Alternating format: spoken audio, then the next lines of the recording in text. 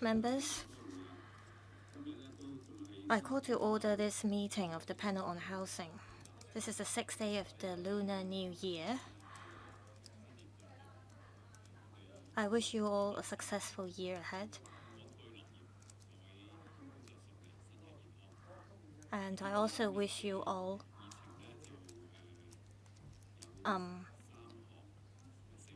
peace and a good living space.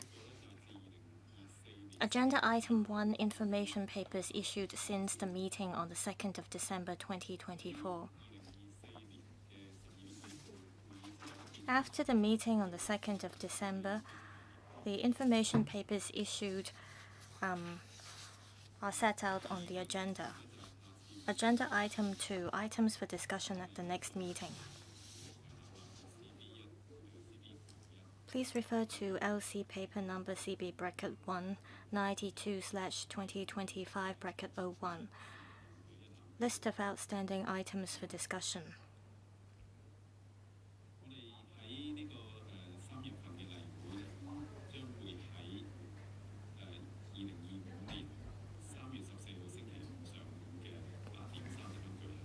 The next regular meeting will be held at 8:30 a.m. on the 14th of March 2025. It's a Friday. We will discuss the following items. First, measures of the Hong Kong Housing Authority to facilitate the needs of elderly residents. And second, review of income and asset limits for public rental housing for 2025 to 2026. Do members have any comments on the above arrangement? If not, these are the items that we're going to discuss in the next meeting. Agenda item 3, Head 711, project number B776CL, site formation and infrastructure works for public housing developments at Kam Tin South, Yuen Long, Phase 2.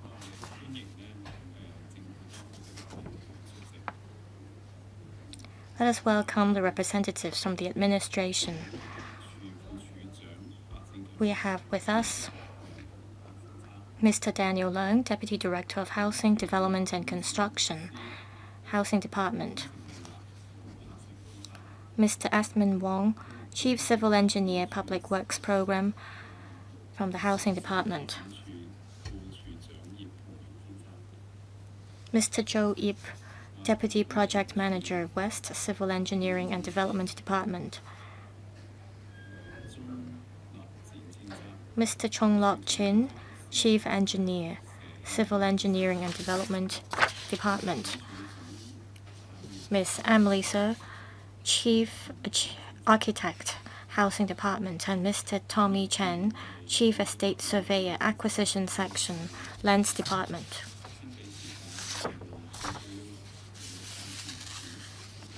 I'll give some time to the administration to brief us on the item. There will be a PowerPoint presentation. Chairman, members, good afternoon.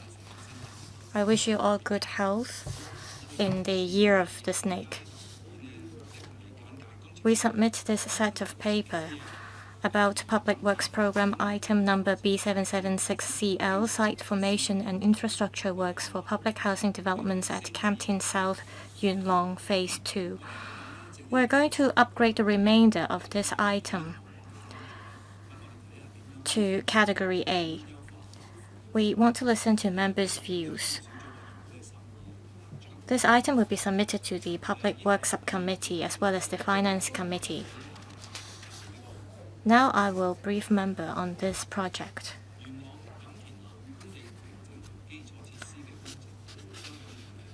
There are two phases to the site formation and infrastructure works at Kam Tin South. To complement the public housing development works at sites 1, 4A, 1, and 6, the first phase in 2021 has been commenced, and the formed lands have been handed over to the Housing Authority since 2023. We're now looking at Phase 2 of the works to tie in with the associated public housing developments. To the south of Site 4A, after the formation works, the formed land will be of a comparable size of that of Site 4A1. That is MPD 7.5 for the building height. We're going to build retaining walls as well as slopes. CEDD staff will also carry out drainage works. That is the blue line that's shown on the slide. This is the sections of the project site. The lower part is about 5 MPD, and after the works, the height will be at a level same to that of Site 4A1, that is 7.5 MPD. Project estimate: $43.8 million in money of the day prices. This includes $13.5 million for site information work, $6.4 million for construction of retaining walls and slopes, $14.3 million for drainage and other ancillary works, and $9.6 for other costs. The costs might vary because of different factors, including the location of the site, terrain, geotechnical conditions, and the proposed site formation levels. The height of earth filling is about 1.3 meters. As at September 2024, the money of the day prices is about $14.4 million per hectare for the unit cost, and this is comparable to the unit cost of the project at Chenshin Street.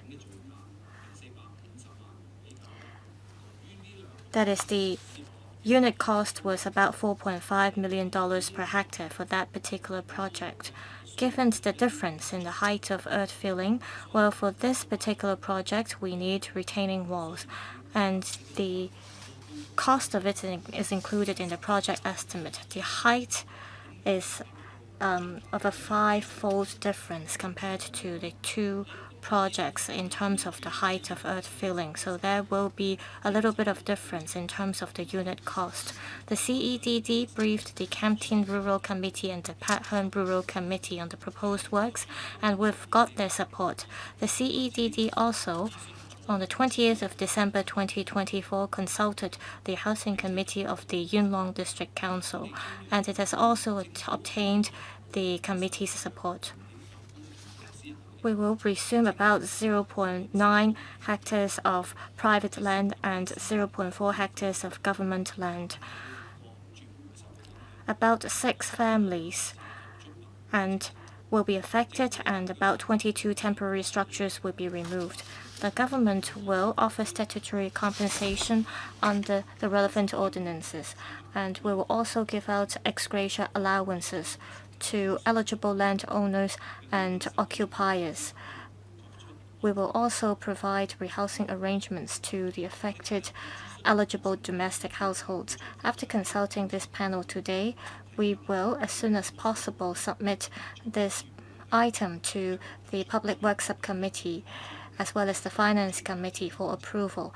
After obtaining the approval from FC, we will commence the relevant works. It will take about 1.5 years to finish the works. That's all for my briefing. We welcome any views from members. Thank you.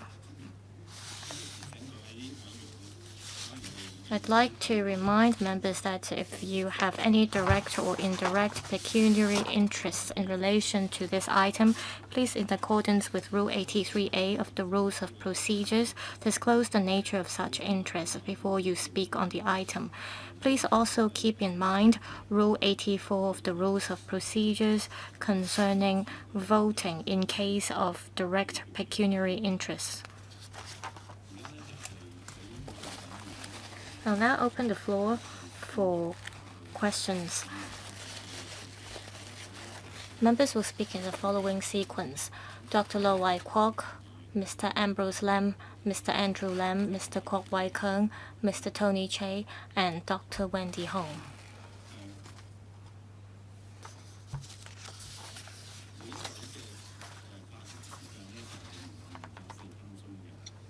I'll give 4 minutes to each member, questions and answers inclusive. Dr. Lo, please. Thank you, Chairman.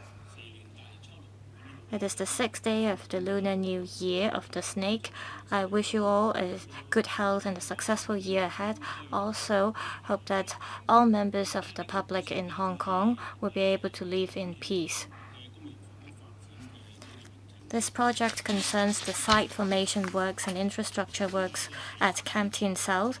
This is phase 2 to the public housing development. The project site is about 1.3 hectares in size. Public housing developments are crucial to people's livelihood. For the first 5 years, we are seeing a gradual increase in terms of the supply of public housing. This is a relatively small project site, but of course there was also phase 1 to the works. Well, I give my support to this project. I have no particular questions about this housing project.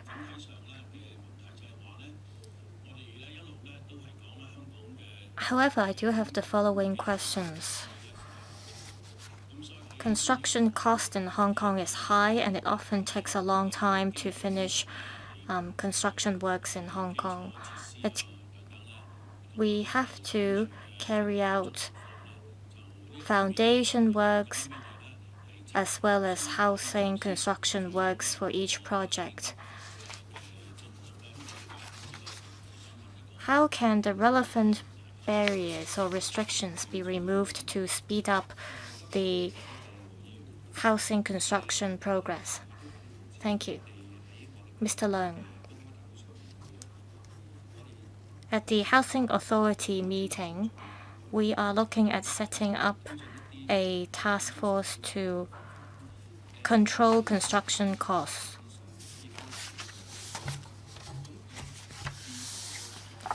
There are a few aspects to it, but before I proceed to it, I would like to say that 30 to 40% of the construction costs go to our workers. About 25 to 30% are for materials or equipment. Other costs comprise the fees for contractors and so on. We are going to contain the construction costs in a few aspects. In the past, there were several phases or platforms to a construction project. We want to compress the program of the construction work, so we want to first select the projects that could be finished early. Also, on the construction method in the northern metropolis or in the new development areas in the new territories, we want to adopt standardized construction method. We also want to make use of technology. We've been in talks with the construction associations as well as the construction council to bring in robotics technology.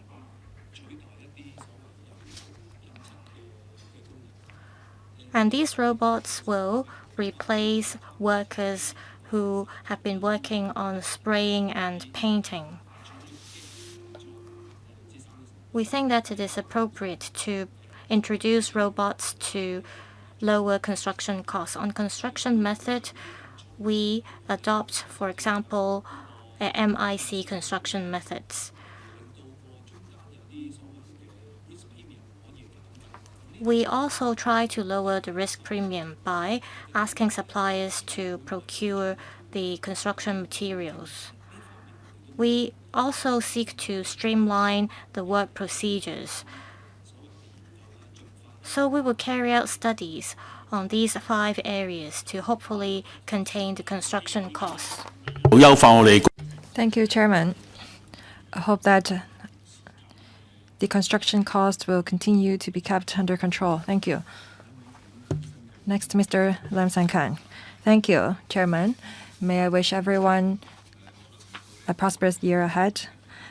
I noticed that In paragraph 10, CEDD said that they have conducted traffic impact assessment for the proposed developments, and it is said that the road networks in the vicinity would generally be able to accommodate the transport needs arising.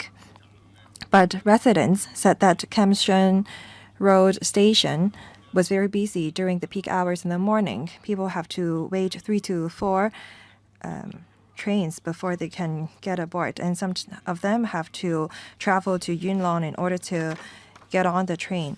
When there is more people moving into Kam Tin Road or Kam Tin in general, how will the government make sure that the transport and traffic needs arising from the development will be met to reassure the residents living there that there are sufficient facilities to accommodate the increase in demand? Thank you. Thank you for the question. I will ask the CEDD to take the question on transport and traffic. Thank you. No road improvement works are involved under the project, but we have conducted a traffic impact assessment and we will put in place improvement arrangements.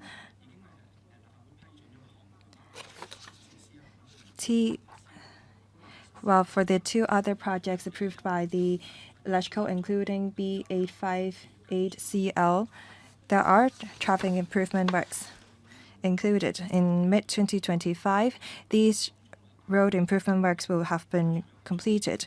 We will widen Campo Road, for example, and we will also widen Cam Hall Road. We will also put in place bus laybys. We believe that after all these traffic improvement works and arrangements, the transport and traffic needs will be met. Next, Mr. Andrew Lam. Thank you. I have 2 questions.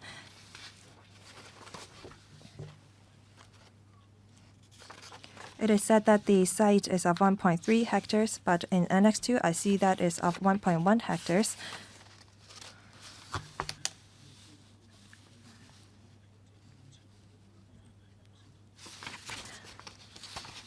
And I see that the yellow part is smaller than the site boundary. I'd like to clarify about the exact size of the site. And it is said that the unit cost of the project is $14.4 million per hectare.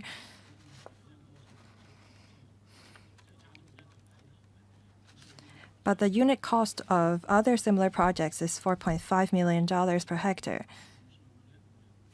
Can you give us a breakdown of the unit cost of 4A1? I believe that the MPD of that project is similar. Thank you.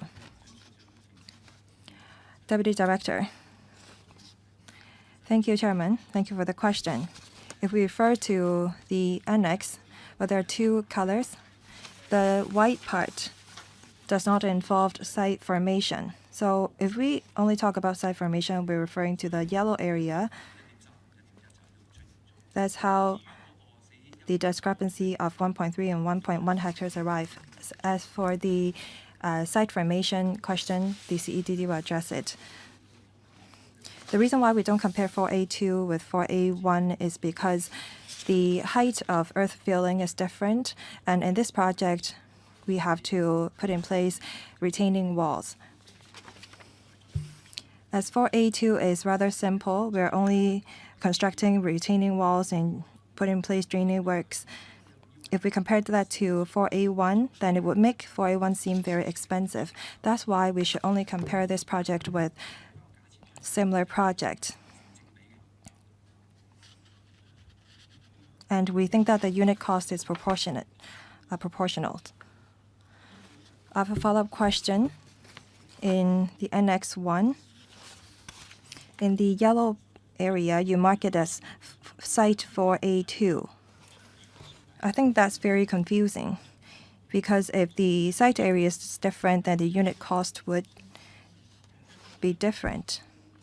I understand that there are variations to different projects.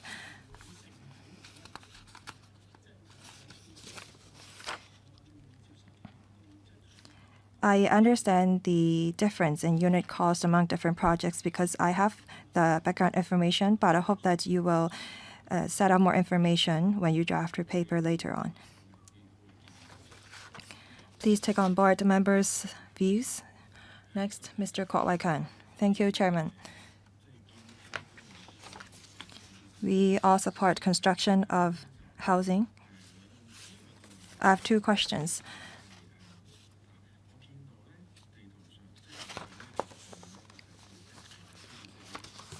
Well, I see that 4A2 is next to 4A1.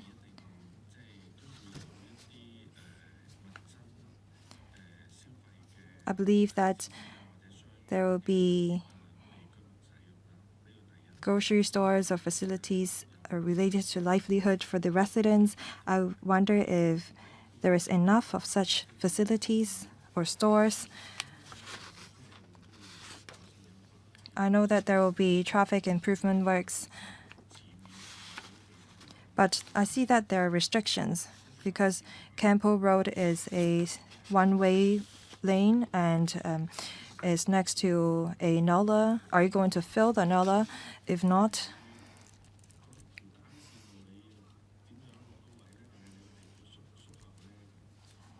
how are you going to improve the one-way lane? Are you going to narrow down the nullah? I believe that you're not going to fill the nullah, but are you going to beautify it?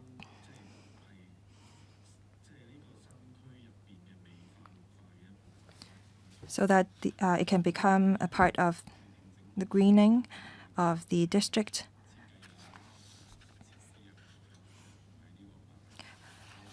Some of the suggestions may not be included in the project, but I wonder if the Deputy Director can address Mr. Kwok's questions. Thank you. Let me address the retail facilities question first. There are two phases to 4A. Under 4A2, there are no retail facilities because it's of only 1.3 hectares. All the retail facilities will be included in 4A1. As we are conducting detailed design, there will be 3,000 square meters of retail facilities, including restaurants, banks, and grocery stores, and there will also be social and welfare facilities. We are formulating the detailed design. We believe that there will be residential care homes for the elderly, and these facilities will be included in Site 4A1. They will serve elderly in the vicinity or children living in the area. As for the road improvement works, I will ask the CEDD to supplement with relevant information. Thank you. Well, Campo Road is a one-way lane, and we are going to turn it into a dual two-way carriageway, and there will be cycle track and pedestrian pavement. We are going to resume private land that is a slope, and we'll turn it into a carriageway, a pedestrian pathway, and a cycle track. Thank you. I believe that this is a site formation project, but we want to look into whether the administration will take care of the nullah. By taking care of, I mean if you are going to beautify it, because it's very near residential developments. And I think that the existing conditions of the nullah is not ideal. Deputy Director, thank you. Well, on both sides of the nullah are 1A and 1B, and there will be two bridges connecting the two sites. Currently, it's full of weeds and grass. There will be stores and shops in sites 4A1 and 2, and we'll beautify the nullah. We don't have any plan to further improve the nullah as of right now. Next, Mr. Tony Che. Thank you, Chairman. We support the construction of public housing. This project is about site formation. I'd like to ask about the plot ratio. It's 3.0. We've been asking for the relaxation of plot ratio by adding 20% to the limit. I wonder if this is the ceiling. Have you tried to relax the plot ratio? Because if you relax the ratio by, say, 10 to 20%, then the housing demand can be met more quickly. The second point, I noticed that private land is going to be resumed, and it is said that there are 22 temporary structures that will be removed. I'd like to ask about what these temporary structures are.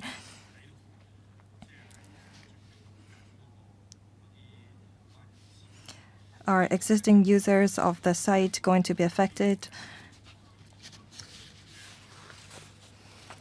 I agree with what Mr. Andrew Lam said.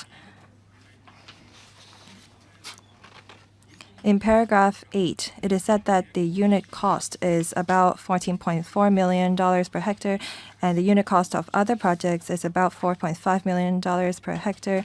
I think that you have to explain more clearly about the discrepancy.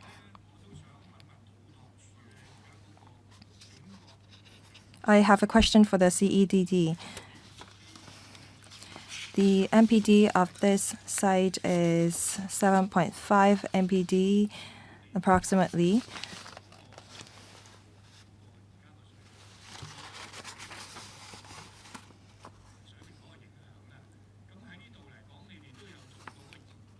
And I know that you have conducted a study.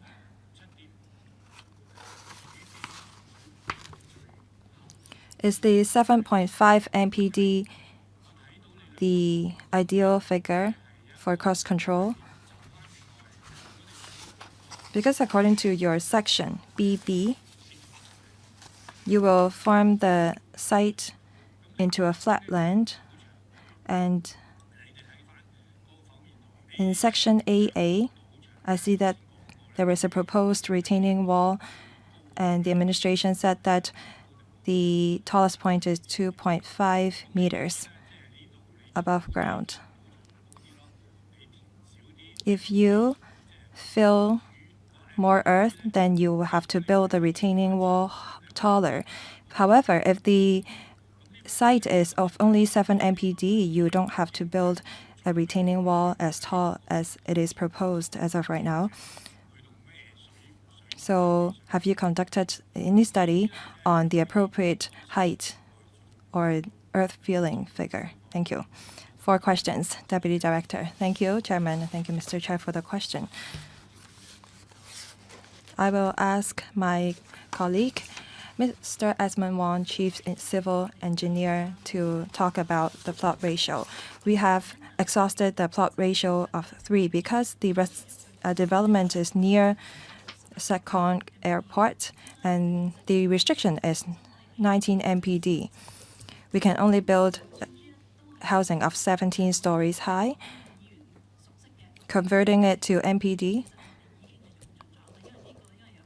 well, because of the height restriction, we cannot build buildings that are too tall, and the plot ratio is 3, and we have exhausted it.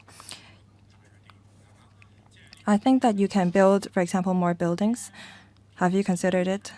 We have considered it because the plot ratio hinges on the site area. We can multiply the gross floor area with the plot ratio, and we have exhausted all the areas that we can, and that has reflected in the number of flats that we can offer. I hope that, well, given the serious housing demand, the housing department can ask for a relaxation of plot ratio from the town planning board. For example, by increasing it to 3.5, and that will increase the number of flats that can be offered. Well, because of the building height restriction, we are bounded by the housing or buildings ordinance. Say, for example, the distance between different blocks of building. Because of all these restrictions, we cannot build buildings that are too tall. We usually build a housing of 40 stories, but the 17 stories that we build is only half of what we usually build, and we have already exhausted the plot ratio that we can use. The member asked if the MPD 7.5 is the level that is the most cost effective. Well, we have considered the water level of the area. If we take into account the climate change factor, we have to elevate the MPD to a certain level, that is 8. We have to take into account the biocap design.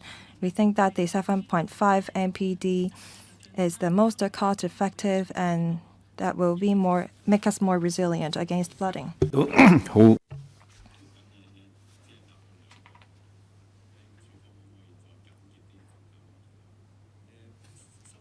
Well, in the interest of time, let's see if the administration can answer the rest of the questions briefly. On the number of temporary structures, we recorded 22 temporary structures in our pre-clearance survey. They include squatters as well as some licensed homes. And the rest of them are fences and other types of miscellaneous structures. And 6 families in total will be affected. We have reached out to them, and we have carried out a detailed registration for them so that we can make plans for the rehousing arrangements. Thank you. Next to speak, Mr. Holden Chow. Thank you, Chairman. I have a comment.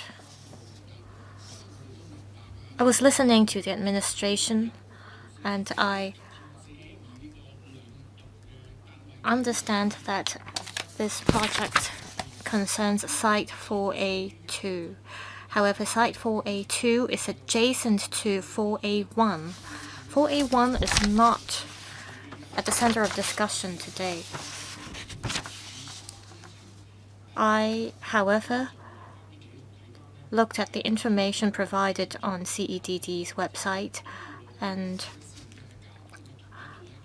I looked at the plans from CEDD concerning the traffic improvement works on Campo Road. You cannot segregate Site 4A1 completely because it's adjacent to Site A2.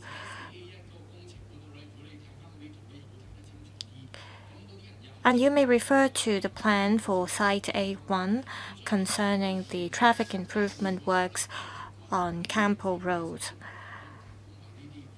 So I believe the administration can also provide information on Site A1 concerning this proposal. Also, for other public housing development projects, normally there is mention in the paper about how many places of elderly care homes will be provided. For example, there is usually a supply of 100 such places in the public housing development projects of this scale. If such information is included in your paper, it will allow us to have a better understanding of the project. Now, this kind of public housing development project is necessary.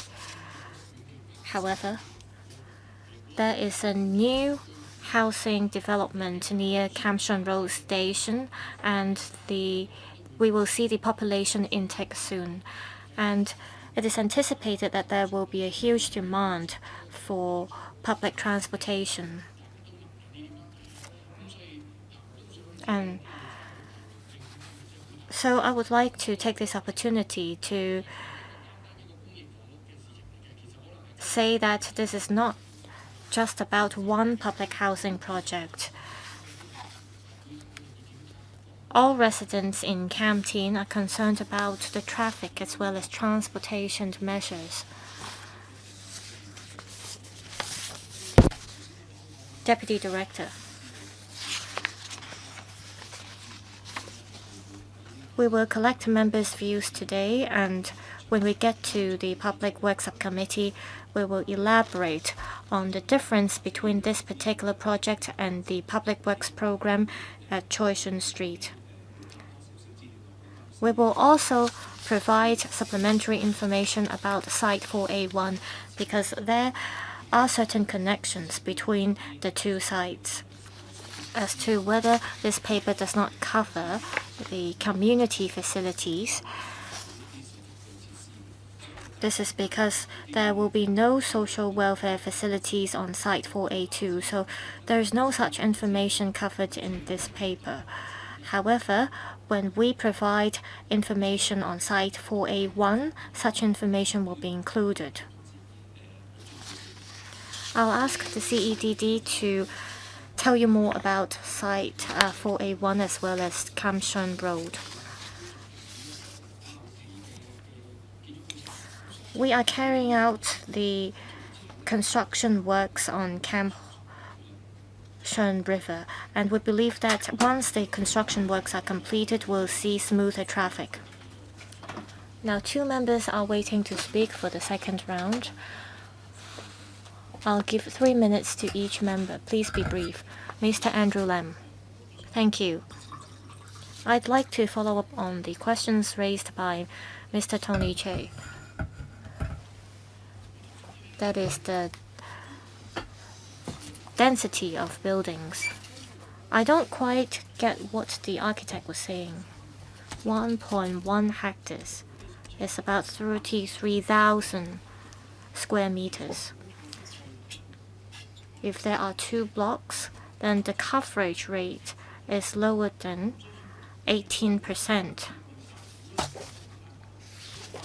So you didn't quite answer Mr. Che's question. An 18% site coverage is pretty low, so there should be some flexibility. If you aren't going to address this question, you have to give us an answer by the time you get to the Public Works Subcommittee. We do concern the cost effectiveness as public monies are involved. Administration. There's a ventilation corridor on the site. Between the 2 blocks of buildings, there needs to be a 20-meter long ventilation corridor. So we have to make plans for that. Also, given the site location, we have to take into consideration the transportation network as well as the drainage network on whether they can support the future population size. The planning department has taken into consideration all these factors, and the plot ratio that we have come up with is 3.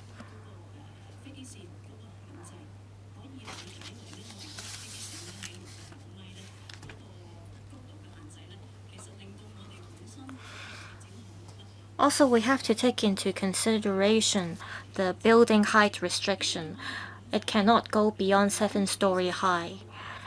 Say a 40-story high building. If we have a plot ratio of 6, then it will not be appropriate. So with plot ratio of 3, we are making the best use of the spaces we have. Mr. Tony Che. I thank Mr. Andrew Lam for making the following up questions. I'm not referring to the height, I'm referring to the site coverage. The site coverage is pretty low. If this applies to all private development projects, the supply of housing units will be halved. So my impression is that the administration is not striving for the best site coverage. I cannot accept this attitude or mindset.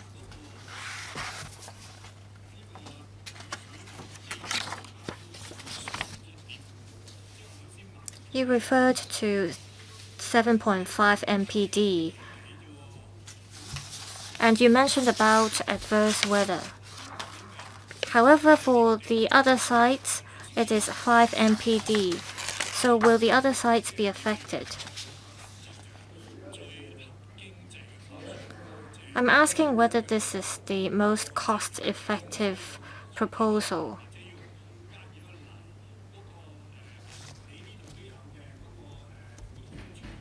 Well, you mentioned in this paper that you need to build retaining walls and you have provided the estimated cost here. We have to opt for the most cost-effective proposal. You can easily make use of the computer nowadays to come up with several proposals. Well, if you say that it has to be 7.5 MPD to prevent flooding, well then I have nothing to say, because the other sites may be affected. Or is it that you have already introduced improvement works for the other sites? Also, have you taken into consideration the drainage capacity? Well, you said you've factored in the drainage capacity as well as the transportation network. You might be able to make minor relaxation. All I'm saying is that you can strive for the best proposal.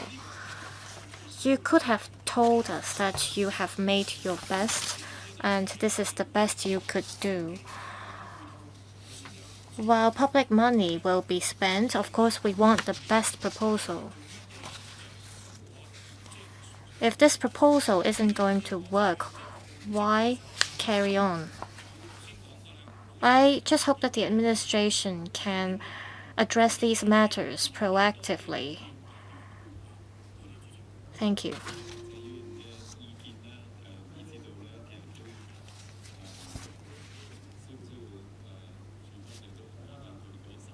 Will the administration respond to Mr. Tony Chay's point about the mentality of the administration? I thank the member for the views. We all want to enhance speed and quantity as we take forward public housing development projects.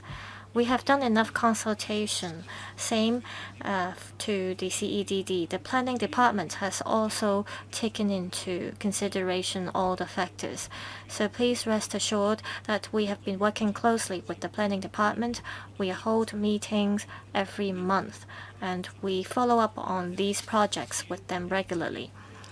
As to the point about 7.5 MPD, if you look at the section, you will see that for section AA,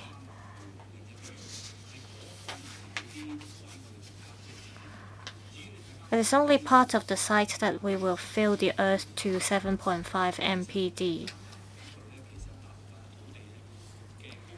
Simply put, most of the site is of 7.5 MPD, and it is mostly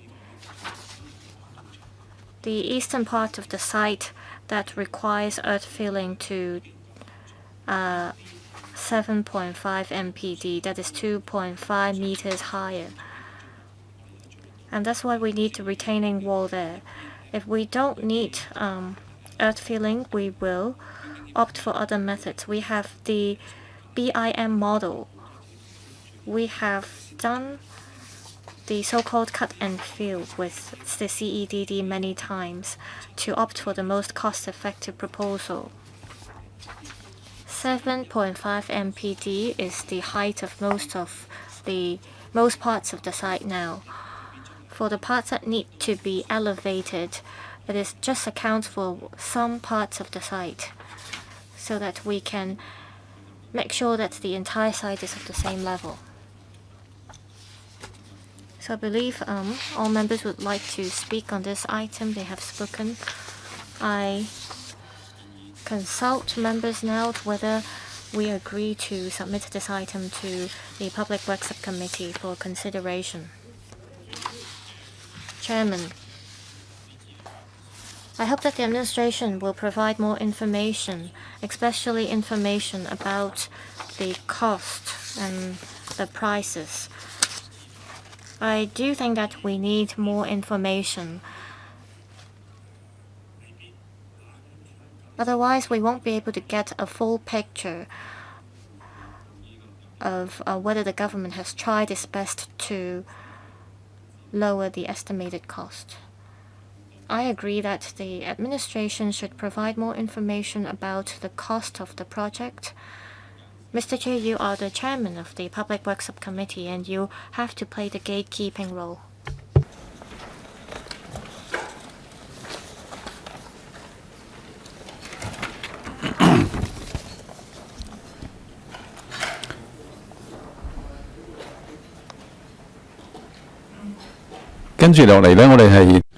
Now we move on to the next item, that is proposed amendments to the housing ordinance for combating tenancy abuse and ensuring the prudent use of public housing resources.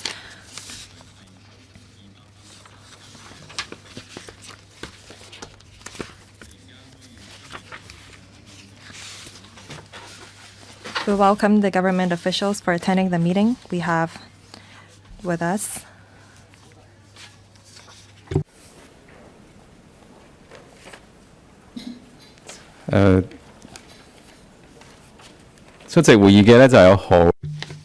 Ms. Winnie Ho, Secretary for Housing,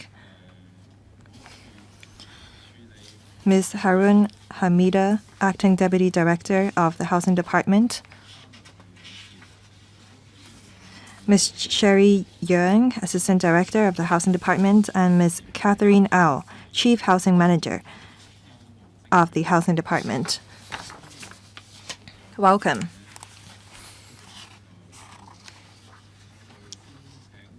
Let me first invite the administration to walk us through the paper. The administration will give us a PowerPoint presentation.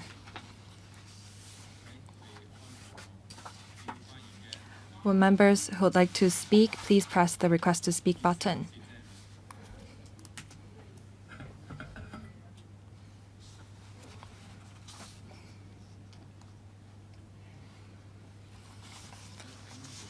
Secretary. Thank you, Chairman. Let me wish you all Happy Lunar New Year. Since this term of the government assumed office, we have been combating tenancy abuse of public rental housing. We have put in place a number of measures that have garnered the support of the community. In July 2022, in the 2 years of a half years since the current term government assumed office, we have recovered about 7,000 PRH flats due to abuse of PRH and breaches of tenancy agreements, which is equivalent to 10 blocks of PRH flats. That is worth about 7 billion Hong Kong dollars. We must continue our efforts in combating PRH abuse to make sure that the relevant resources can be allocated to those in need.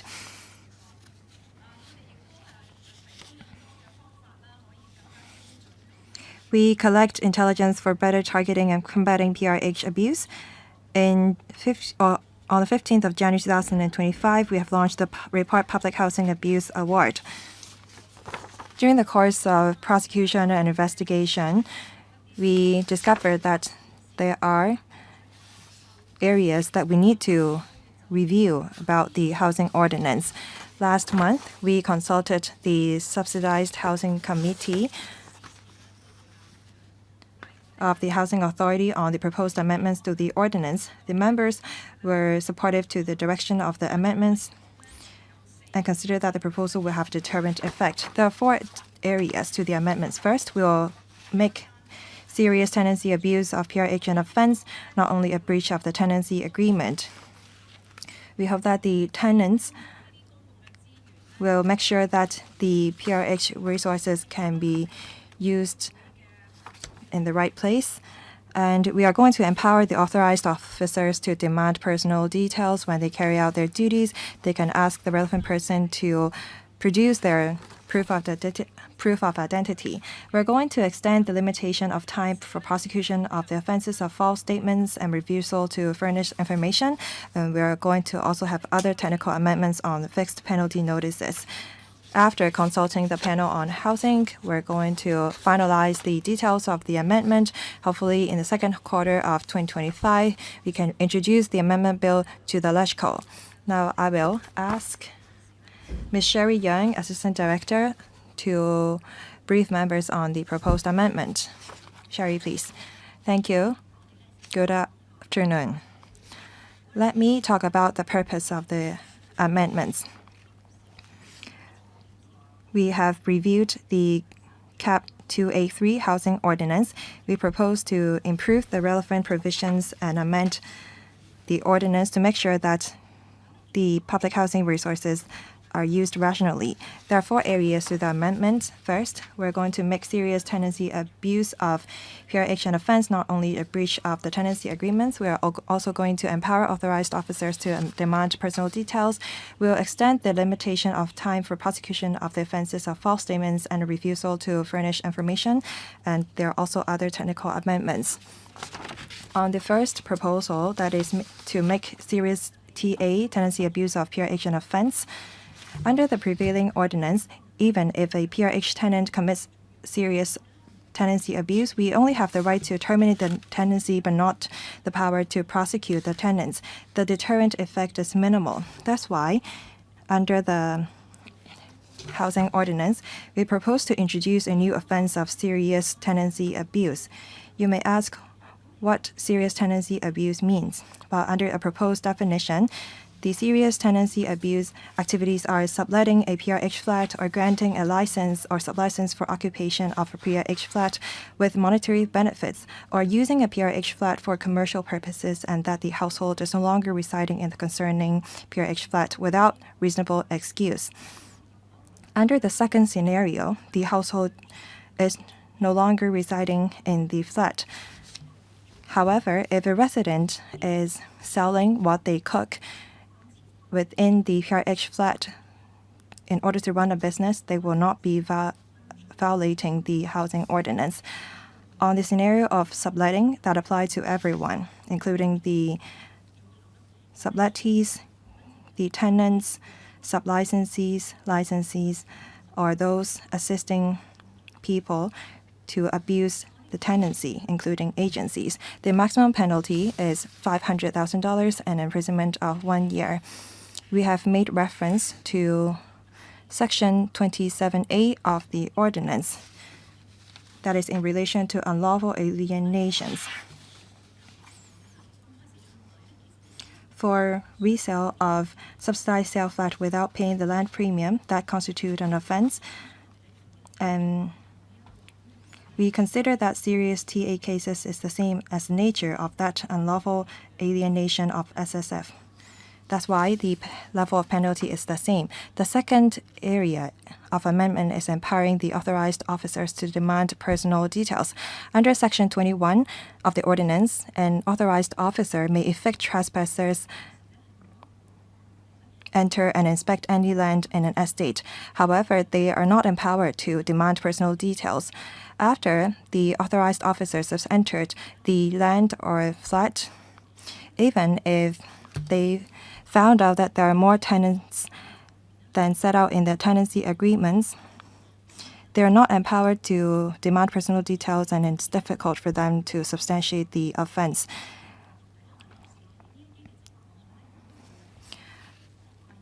Under the housing ordinance, we propose to amend some of the provisions under Section 21 and 22 to empower the authorized officers to demand personal details without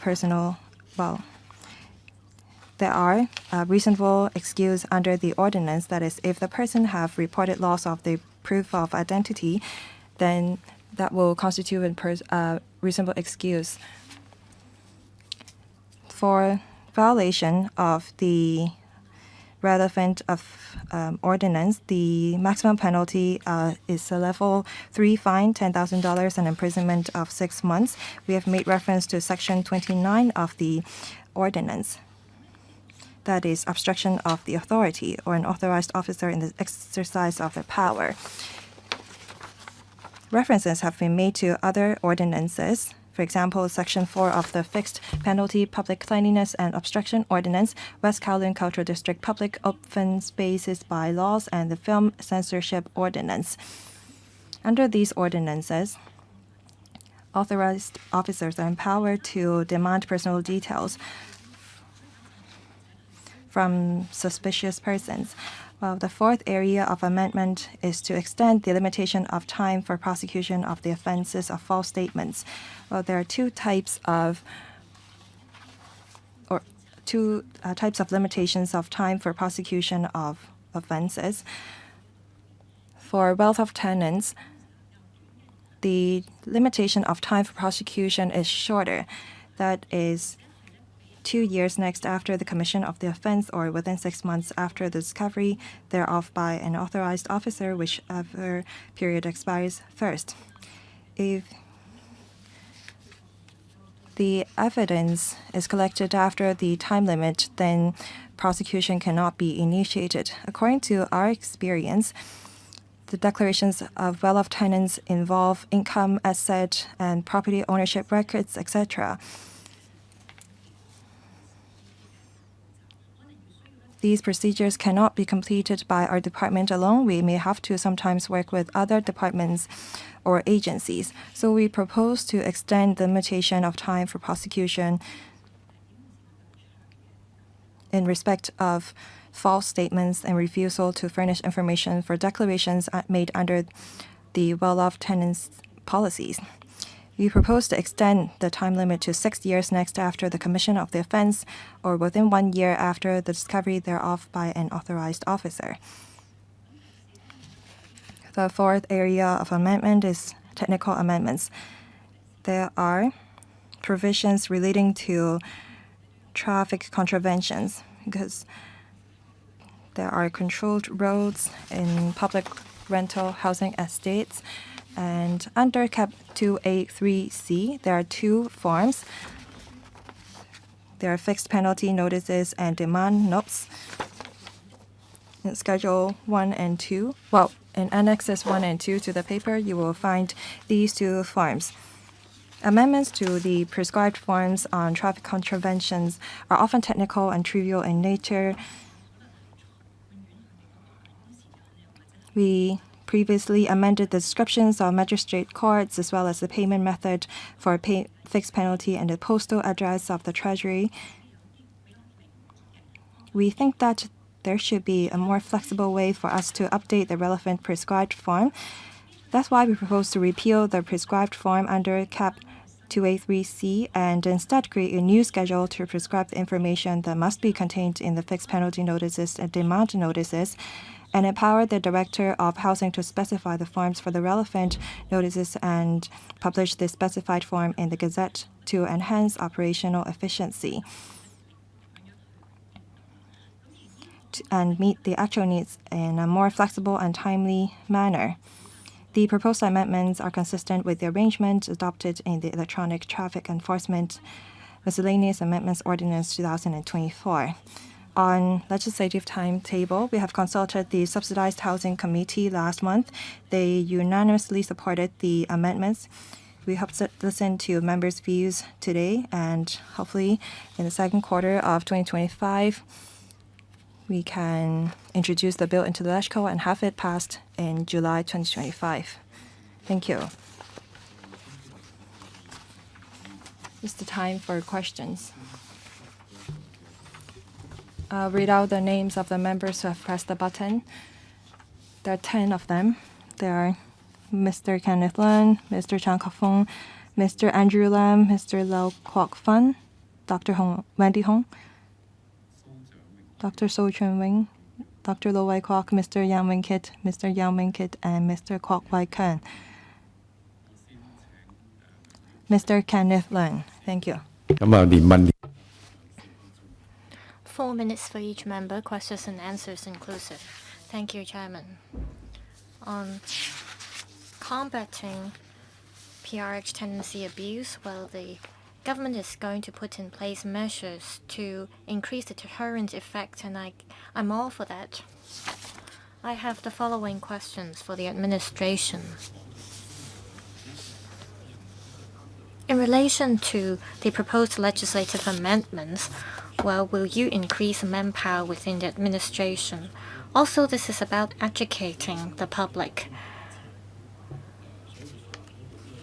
Many elderly residents were not aware of the measures in place and they inadvertently breached the rules. So how are you going to educate the public? Also, you said that using a PRH flat for commercial purposes and that the household is no longer residing in the concerned flat will be considered a serious tenancy abuse.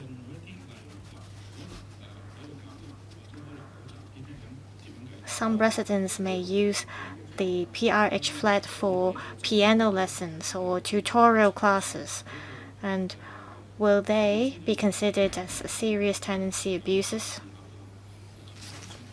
Also, you are extending the prosecution time limit to 6 years for some of the offenses.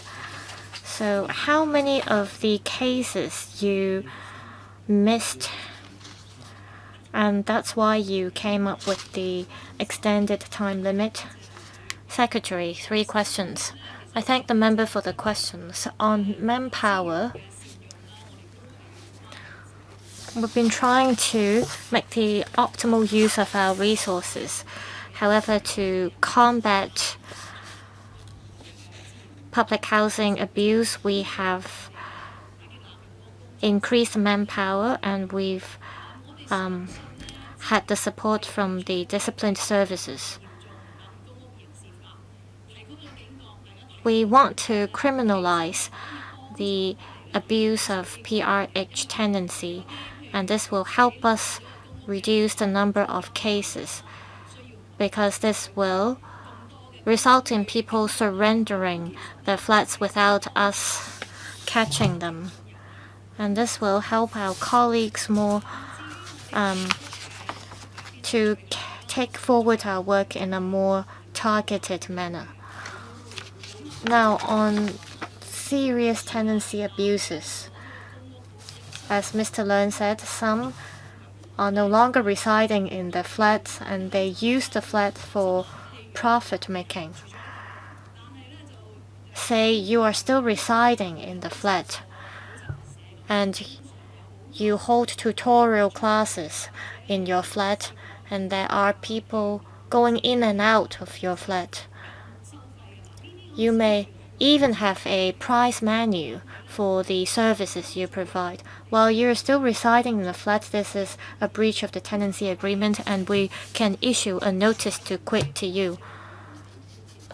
Well, Mr. Leung was sitting in the appeal panel and members of the panel, they may exercise discretion. For example, many people nowadays work from home. Also, many people, they are interested in making some handcraft and they sell these handicrafts somewhere else instead of using the flat for commercial purposes, and all these will be allowed. So we target really the serious tenancy abuse cases. Chairman, I have also asked a question about the extension of time limit to 6 years and how many of the abuse cases were missed. And that's why the administration decided to extend the time limit to 6 years. Secretary, we do not have the exact number of abuse cases that we missed out on. But as you may recall, earlier, the Ombudsman released a report. And in the report, it is mentioned that there are some cases. For example, in one case that took place in 2020, it took place some 4 years ago, and with the existing prosecution time limit, we aren't able to initiate the time limit. So the Ombudsman advised us to review the limitation of time for prosecution. That's why we're following up on this in the legislative proposal. Mr. Chan Hop-Fung. Thank you, Chairman. The government has yielded significant results in combating tenancy abuse, and it has successfully created a deterrent effect. I've got some feedback from PRH tenants, and some are worried that the administration is creating too high a deterrent effect, and it may affect the innocent. Say, for example, people who engage in handicraft businesses, they use the PRH flat as their residential address. A lot of PRH tenants, their children have grown up and they have already exceeded the asset limit, and that's why they have deleted some of the younger household members from their tenancy. And it is very easy for these people to fall into the trap in the sense that they might breach the rules inadvertently. A lot of the PRH tenants, they engage in small businesses, and they use the PRH flats as the registered addresses. So can you please clarify whether these people will be caught? Also, after the legislative amendments, how many people will be affected? Well, you have managed to recover some 7,000 flats, and how many more flats do you expect that you will be able to recover after the legislative amendments? Also, say some PRH tenants surrender their flats now. Will you still hold these people legally accountable?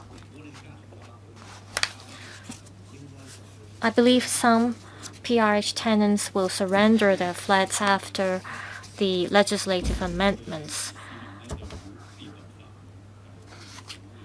Well, we don't want people to breach the law inadvertently. However, we don't want the legislative amendments to be a trap for them. Secretary, I thank Mr. Chen for his questions. They are some really good questions. I want to take this opportunity to clarify that public housing resources are there to help with people's upward mobility. So we have to optimize the use of public housing resources instead of using them as profit-making tools. Some people use their PRH 10 flats as registered business addresses. Some use the flats as a place for liaison. If these people aren't using the flats for commercial purposes, they're simply using the address as a registered business address, well, you have to be careful because we'll have to see whether the person concerned is still residing in the flat. We've been combating PRH tenancy abuse, and over the past year, we've recovered some 2,800 flats. I believe we will be able to recover the same amount of flats in the coming year. About 480,000 households have already made the declarations, and after the rest of them have made declarations, we will be able to make a better estimate of how many abuse cases we are talking about. For serious tenancy abuses, if the people concerned surrender the flats voluntarily, well, we'll be able to vacate the flats and release the flats to those in need. And if they surrender the flats themselves, we won't hold them legally accountable. Mr. Andrew Lam. Thank you, Chairman. I believe we all support the government's effort in combating tenancy abuse. I have some questions about declarations by PRH tenants. The staff from the Housing Department as well as the Housing Authority have been working hard to ask PRH tenants to make declarations on their occupation statuses. People who are no longer residing in their flats, they should have already surrendered their flats unless they lie, and they might be criminally liable. Well, this will constitute a false statement.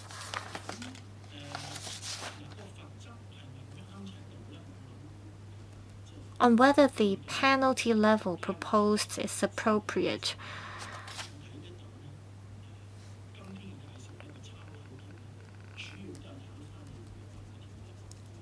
I see that the government has made reference to other offences under the housing ordinance.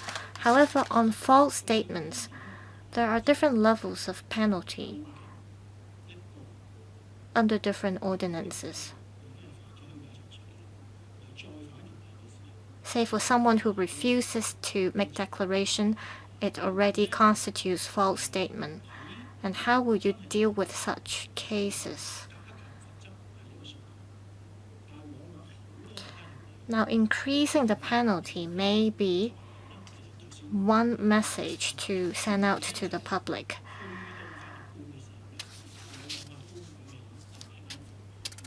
Oftentimes, we see that cases are brought to the court, but very light sentences are given by the court. Can you tell us the previous court rulings for our reference on abuse cases? Secretary, I thank Mr. Lam for the questions. In the past, there were cases in which we asked PRH tenants to make declarations, and tenants told us they do not own any domestic properties in Hong Kong, but we checked with the land registry, and there were a few hundred cases where we found that the tenants lied, and this constitute false statements. And for the most serious case, the person concerned was sentenced to 30 days of imprisonment, and suspended sentences were also given by the court for relevant offenses.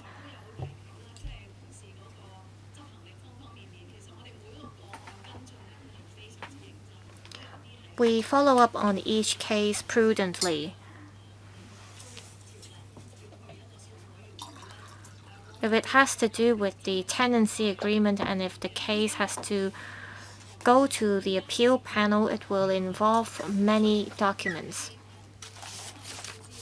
We have the reward scheme because we want to make sure that the information we get is accurate so that our colleagues can focus on cases that worth our attention, so that we won't waste any time on cases where information is insufficient or information is inaccurate. Mr. Edward Lau. Thank you, Chairman. We see that under the leadership of the Secretary, the government has yielded results in combating PRH tenancy abuse. Now that the government is going to step up such effort and propose a series of legislative amendments, some people, they no longer reside in their PRH flats and they use them for commercial purposes. This is intolerable, so I support the proposed legislative amendments. However, will the innocent breach the law inadvertently? For example, some PRH tenants, when making declarations, some of their household members have applied for HOS flats, and they asked whether the housing authority, such information has to be included in the declaration. The housing authority said no. But when they successfully secure an HOS flat, they are told that they should have included this in their declaration forms. So for cases that involve HOS flats,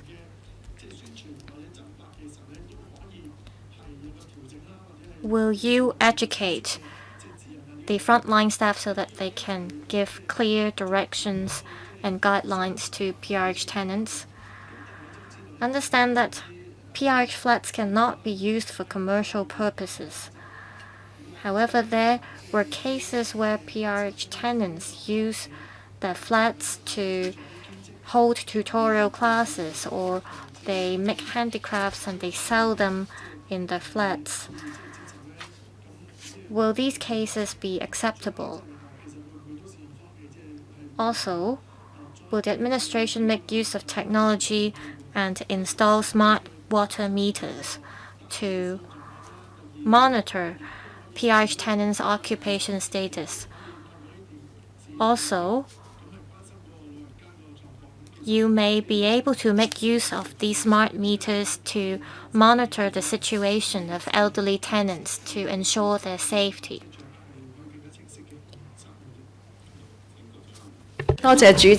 Secretary, please. Thank you, Chairman. On the issue of HOS flats, well, in 2017, when we reviewed the relevant policies, we adopted a more stringent approach. For tenants who have signed the temporary agreement for private residential developments or HOS flats, they were required to declare it to the housing department within 1 month of the signing of the agreement. If all of the tenants of the PRH flats are listed as owners of HOS flats, they are able to continue to reside in the PRH flats until they have taken over the HOS flat. But declarations must be made within 1 month to the housing department. In order to encourage tenants to move up the housing ladder, we have been offering more HOS flats and subsidized sale flats. We are also willing to look into the relevant policies about the arrangement for of tenants who have purchased HOS flats. I thank the members for sharing the case. For activities that take place in PRH flats,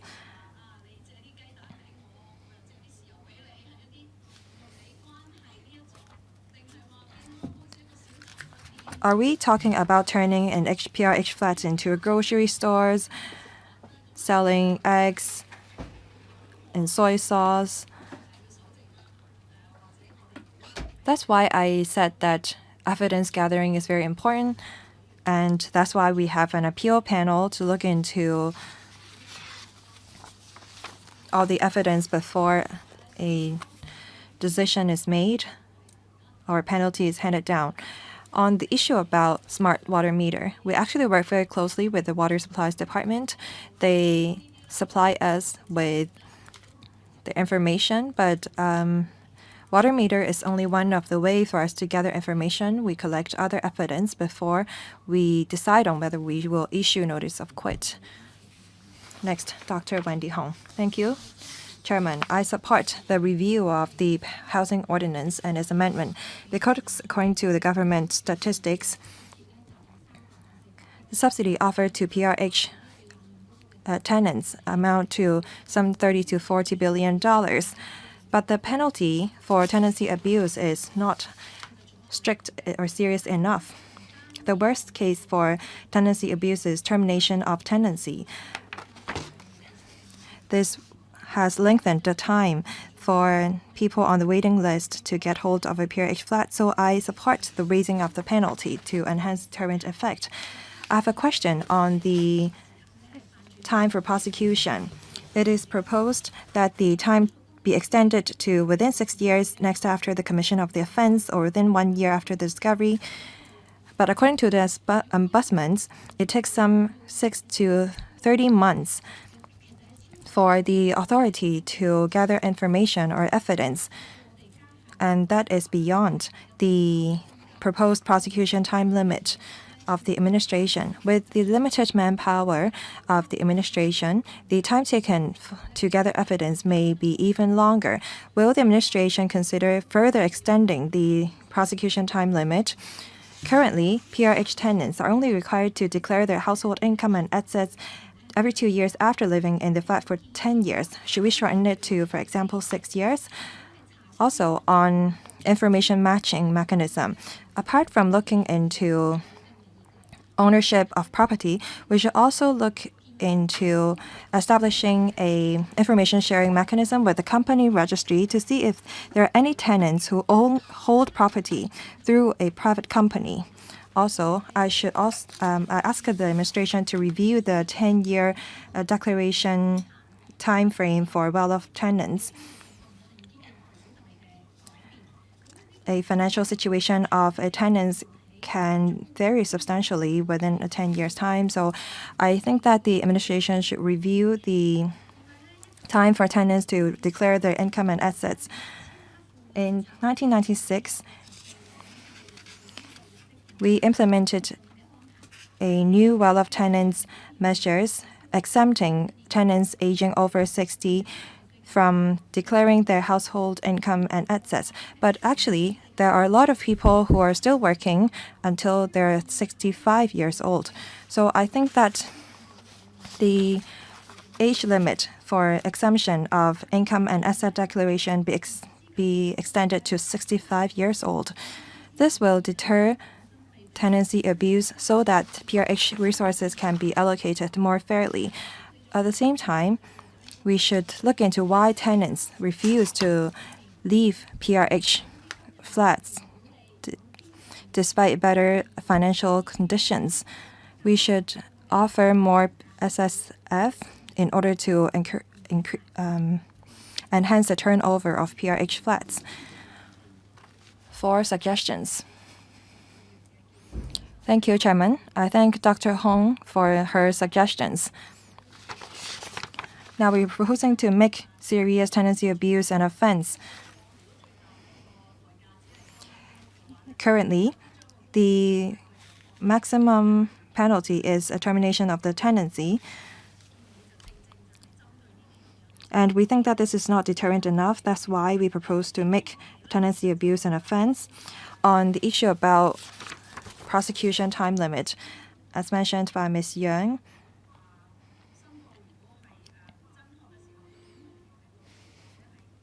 for false statements, the prosecution time limit has been extended to 6 years after commission offense and 1 year after discovery. We try to align the time limit among different offenses. Currently, we are already looking into the company registry and the business registration office to see if there are any tenants who own property via a company. On the declaration of household income and assets,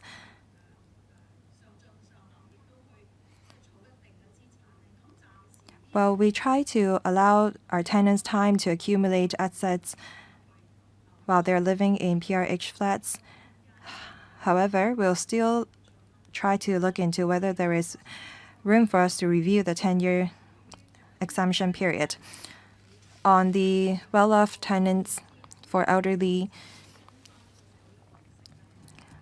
well, I think that there is a consensus in the community that people aged over 60 is considered elderly. That's why we propose to maintain the current arrangement for exempting people or tenants aged over 60 from declaring their income and asset.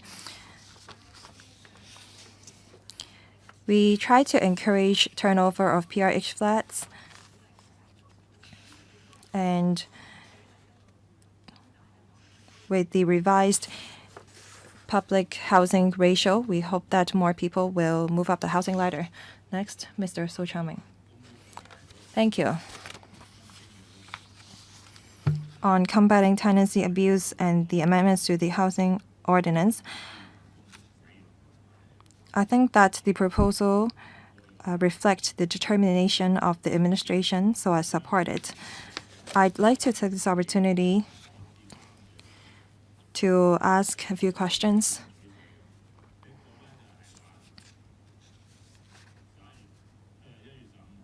On the 15th of January, the housing authorities launched the Report Public Housing Abuse Award, and it is said that informants must make the report in real name, and the informants must meet with the investigators.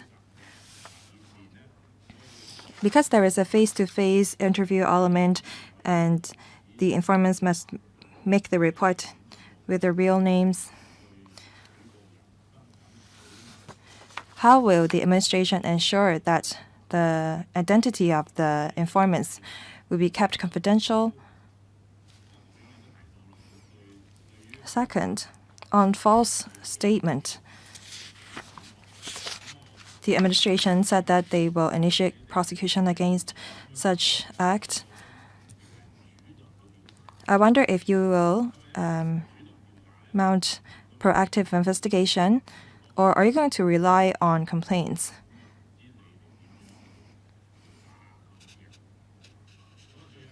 My last question.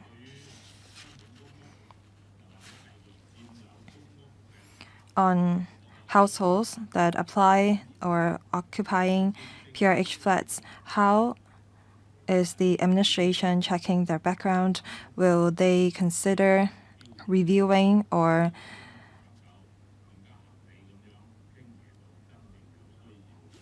reviewing the income and asset levels? According to the current well-off tenants policies, for a person earning $60,000 or above, or two people household earning $90,000 or above, they can still occupy a PRH flat. For people with such level of income, they are well positioned to purchase a flat. So I'd like to know how the administration look at this. Thank you. Secretary. Thank you, Chairman. Thank you, Mr. So. Let me first talk about the Report Public Housing Abuse Award. The informants must make the report in real names and they have to meet the investigators. The housing authorities has all along kept personal data of tenants. We have a comprehensive mechanism and system to keep everything confidential. Some informants said that they don't want the award. They just want to make the report because they want to see justice served. We've seen such examples or cases. On false statements, we sometimes initiate prosecutions because of complaints. Sometimes we did that because we detect that some tenants made false statements when we checked their property ownership records as they made declarations. As mentioned, 30 and 14 days of imprisonment was sentenced previously by the courts. I believe that we need to help those in need. That's why we are reviewing the well-off tenants policies, and we will seek the LegCo's views on our proposed amendments. Next, Dr. Lo Wai-kwok. Thank you, Chairman. I saw a report on TV that talks about tenancy abuse. There was a single person household who sublet the flat.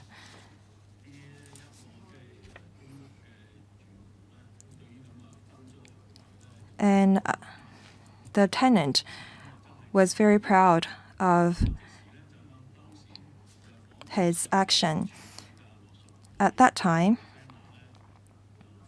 I told Rosanna, the then Permanent Secretary of Housing, about the case, and I know that she followed up on it immediately. And as far as I understand, the case was handled appropriately.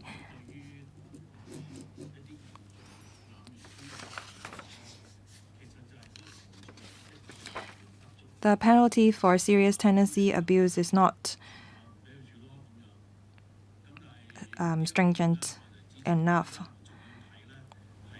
The worst case for serious abuse is termination of tenancy. I believe that members support the amendment.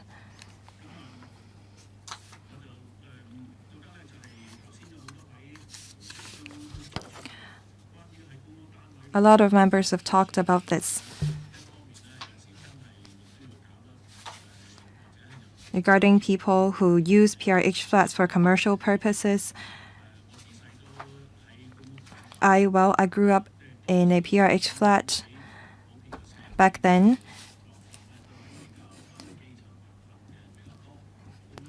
The economy of Hong Kong was not as good, and a lot of PRH tenants made handicrafts at home. And when I was young, I helped my parents out.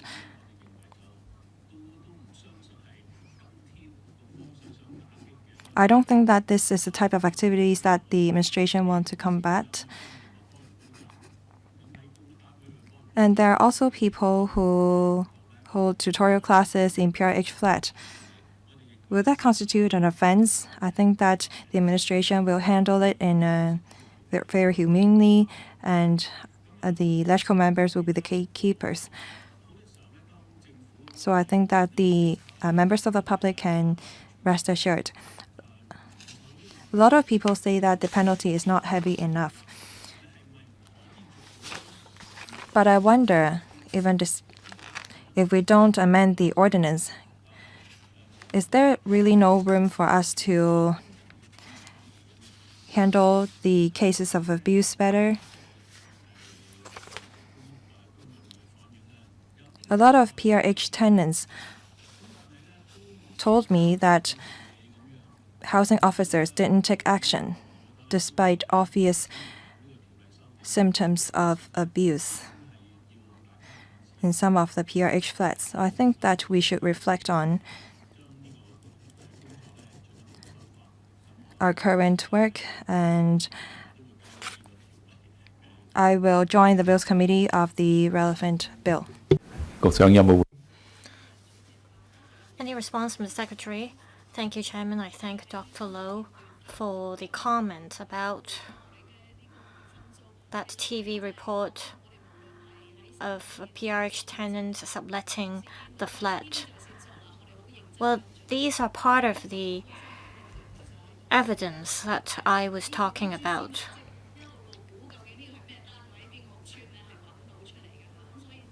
Some of our colleagues may be able to make use of the TV news report to trace which PRH flat it is.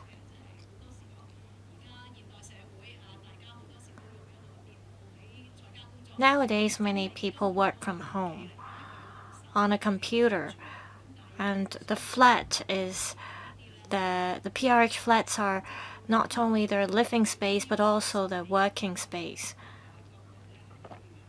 So we have to apply common sense when we examine the cases. Over the past 2 years or so, the Housing Authority has put in a lot of effort and engaged experienced retired police officers to help combat PRH tenancy abuse, and a chapter of one of the audit's report was dedicated to our effort in combating tenancy abuse. So we will keep up with our effort. Chairman, I just have one small point to make. I hope that the administration can take actions. I see that they have recovered a lot of flats, and the flats recovered are equivalent to a medium-sized PRH estate. I hope the proposed legislative amendments will have the support from the public. However, we'll have to scrutinize the provisions carefully. Mr. Kitson Young, I support the idea of criminalizing serious tenancy abuse. It is illegal to turn precious PRH house resources in for commercial purposes. I have a couple of questions.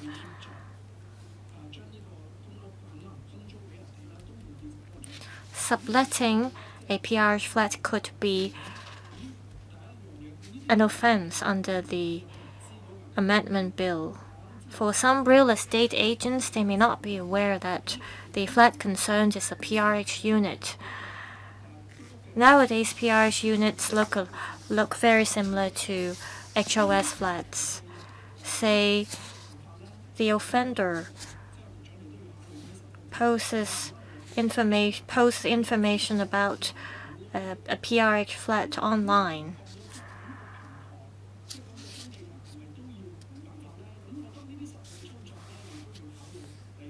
Will the registrant break the law? Will the real estate agent be held accountable as well?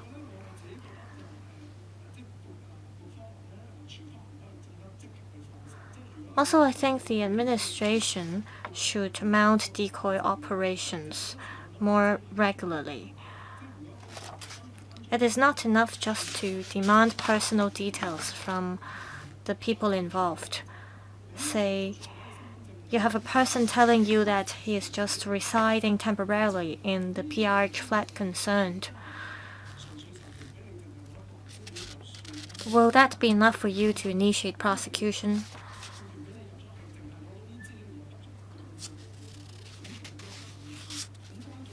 Otherwise, it will be futile if you just manage to get the personal information you need.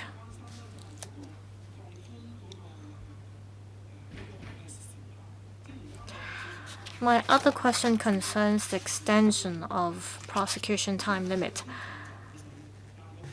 A lot of residents have sought help from me.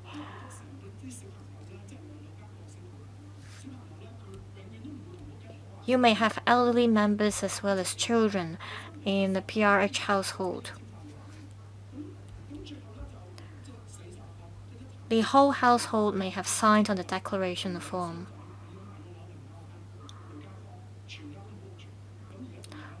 But the household members may not be aware that their family has purchased a private housing unit. For such cases, you do not approve them at the appeal panel.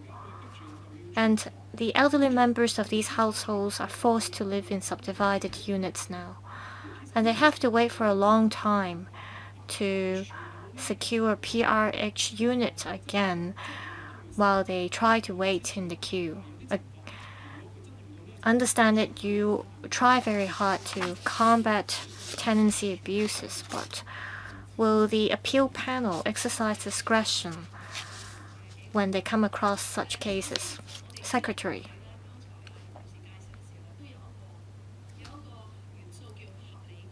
When Ms. Yuen gave the presentation just now, there was mention about reasonable excuses or reasonable defense. Some of the PRH units are sold and some of them aren't. If you are told that a PRH flat is bought by the tenant, but in fact it is not, then when it gets to the court, we'll have to see whether the PRH tenant concerned lies deliberately. So we have to look at these situations on a case-by-case basis. On the point about empowering authorized officers to enter a PRH flat,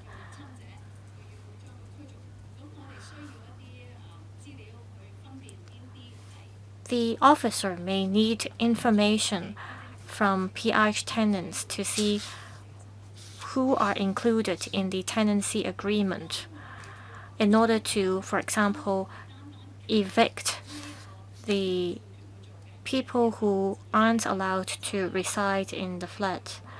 We have various channels, of course, to get hold of such information, but this is to empower authorized officers to demand personal details such as a valid identity card.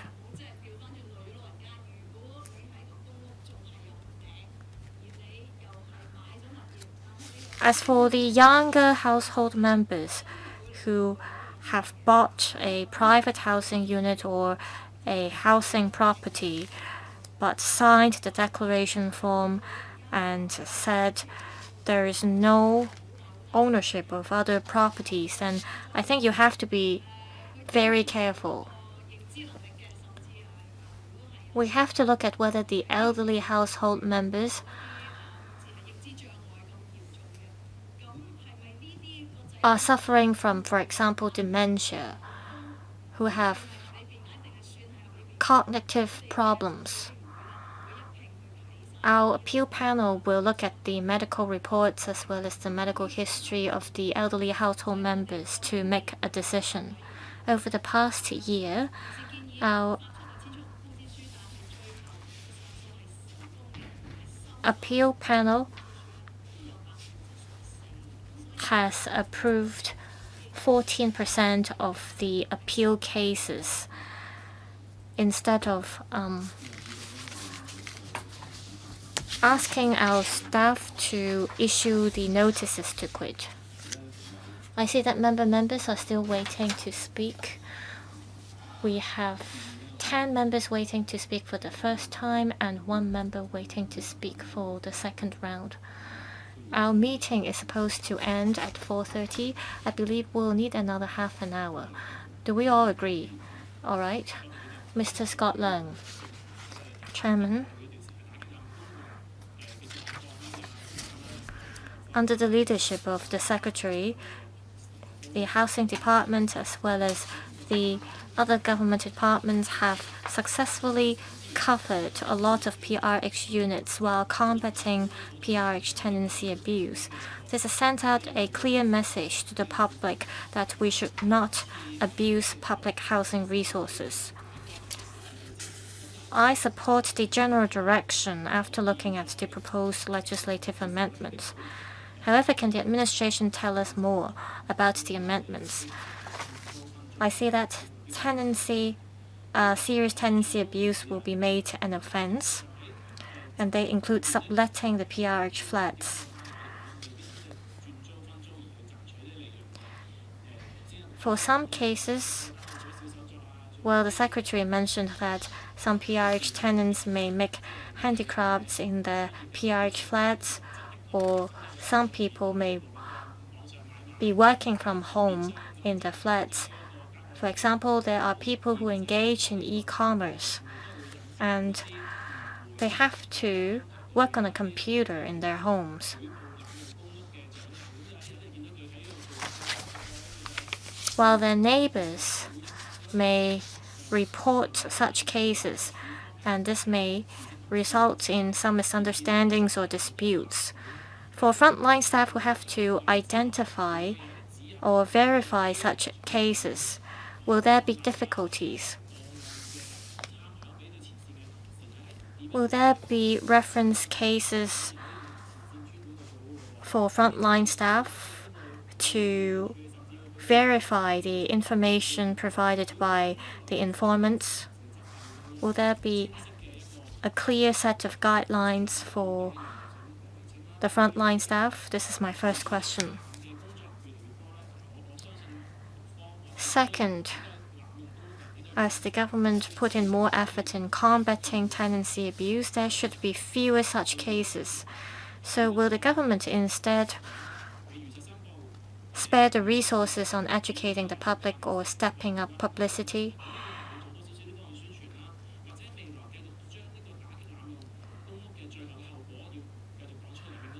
Will you tell the public about the consequences of abusing public housing to increase the deterrent effect so that people won't take chances to abuse their PRH flats? Lastly, apart from the PRH flats managed by the Housing Authority, the administration should also look at the public housing units managed by the Housing Society.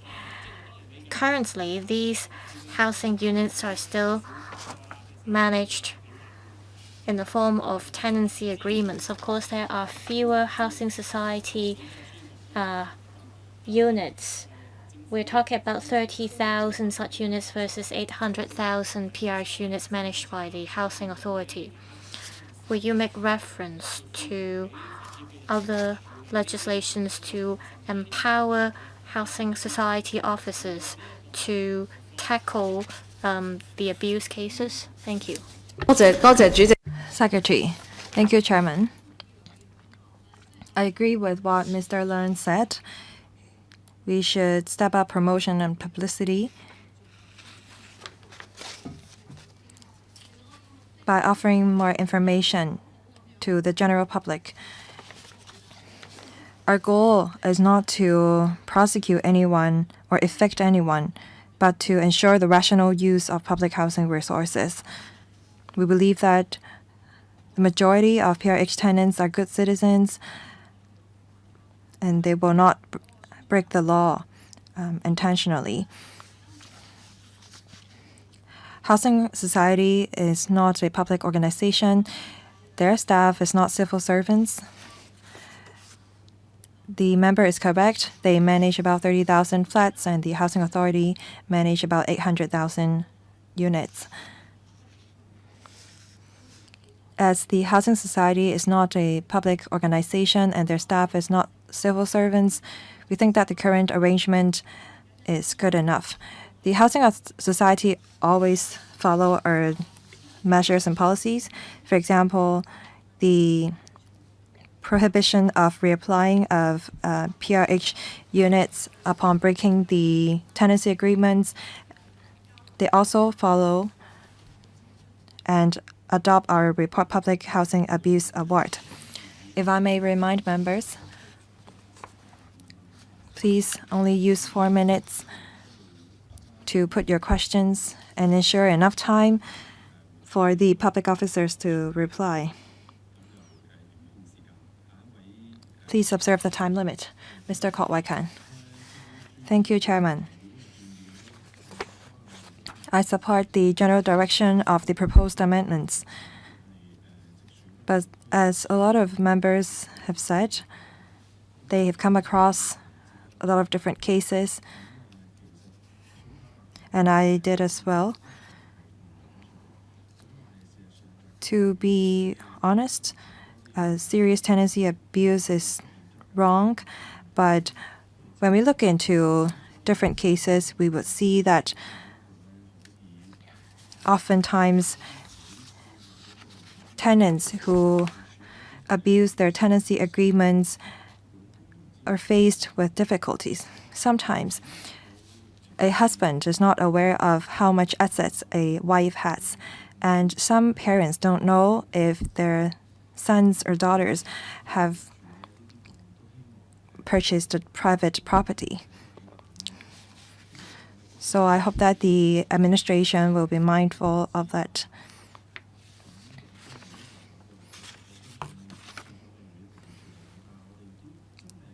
For tenants who are immobile, of course they won't be able to know if their family members own a property or about their financial situation, but I think that the appeal board or appeal panel should actually look into each and every cases in detail. There was an elderly tenant who added names of their relatives into their agreements because they wanted to handle their estates well.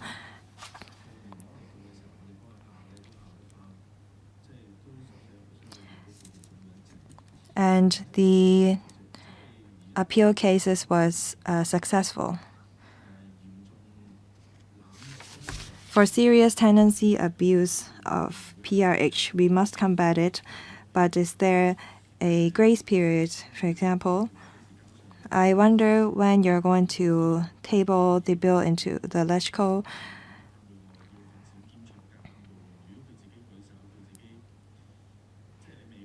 If a tenant surrender their flats voluntarily, would they be allowed to do so?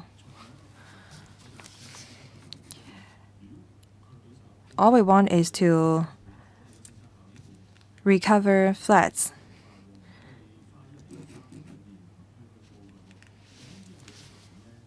Should we allow the tenants who have abused their tenancy agreements to surrender their flats before the bill is passed?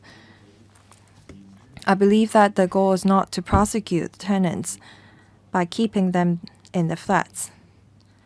Instead, should we allow the tenants to surrender the flats by telling them that they're not going to be prosecuted? Secretary, we share the same mindset. We want tenants to cherish public housing resources. After this meeting, we will incorporate members' views into the bill. In July 2025, hopefully the bill will be passed, and we will set out the time of operation. That is proposed to be second quarter of 2026. So between the passage of the bill and the enactment of the ordinance, there will be a period for the tenants to surrender their units. For tenants who no longer need their flats, please surrender them to the housing authority. Thank you. And now it's my turn.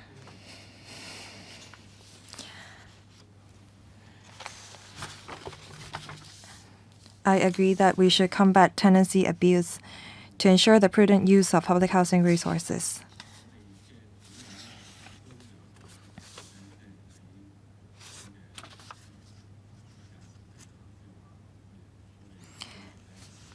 There is an assumption to our discussion, which is that after the amendment of the ordinance, the deterrent effect of the penalty will be enhanced and the relevant tenants will be penalized, and it is expected that the effect can be achieved upon passage of the bill.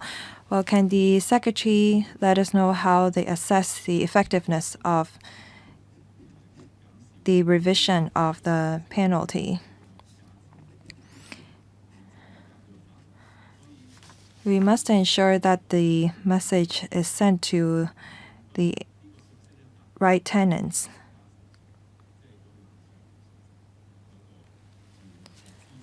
How do you make sure that tenants are aware of the amendment proposals? What measures will the administration adopt to promote publicity of the amendment?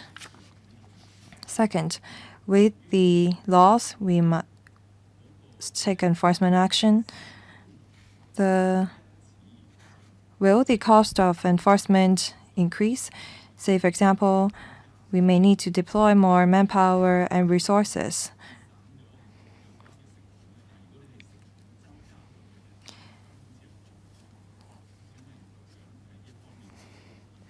How will the Secretary deal with the increase in cost? Thank you, Chairman. You are correct. Through the amendment of the housing ordinance, we want to make serious tenancy abuse an offense.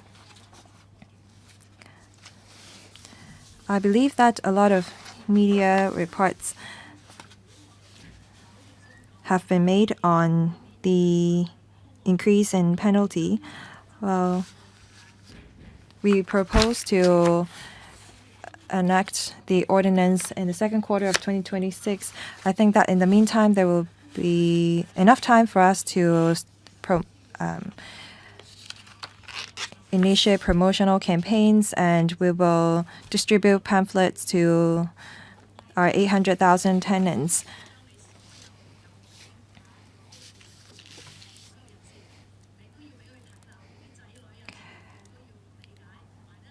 I would appeal to all PRH tenants to declare their income and assets, and we will also publish internal guidelines to educate our officers. We'll also go to the ethnic minority support centers to make sure that ethnic minorities and immigrants are aware of the new policies. The Immigration Department will also help us distribute relevant information to make sure that immigrants will not inadvertently rent public rental housing illegally. District councillors, if you have ways for us to better promote the message, please let us know. What about the effectiveness of the legislation? We believe that the amendment proposal will be deterrent enough. And we believe that there will be tenants who surrender their units to us voluntarily, and this will alleviate the burden of our colleagues in collecting evidence or looking into information. A lot of manpower can be saved. Thank you. Next, Mr. Holden Chow. Thank you, Chairman. For serious tenancy abuse, such as subletting units or using a flat for commercial purposes, I'm sure that the community would agree that this has to be taken care of. But as a lot of members have said, we saw in the district level that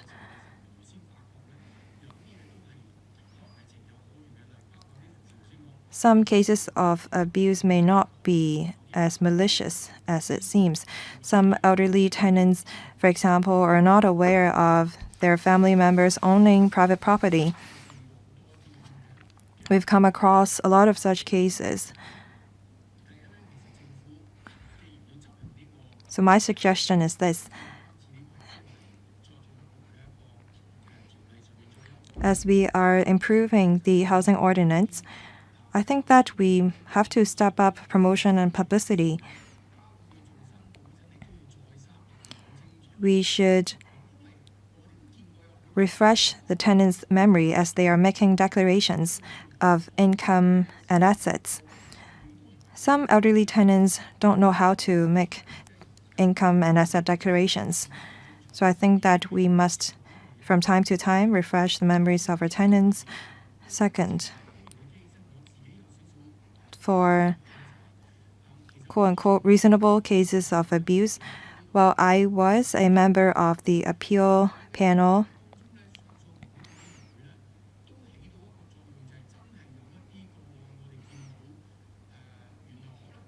I recall coming across cases where we have to, for example, met with the appellant. So appeal panel actually play the gatekeeping role.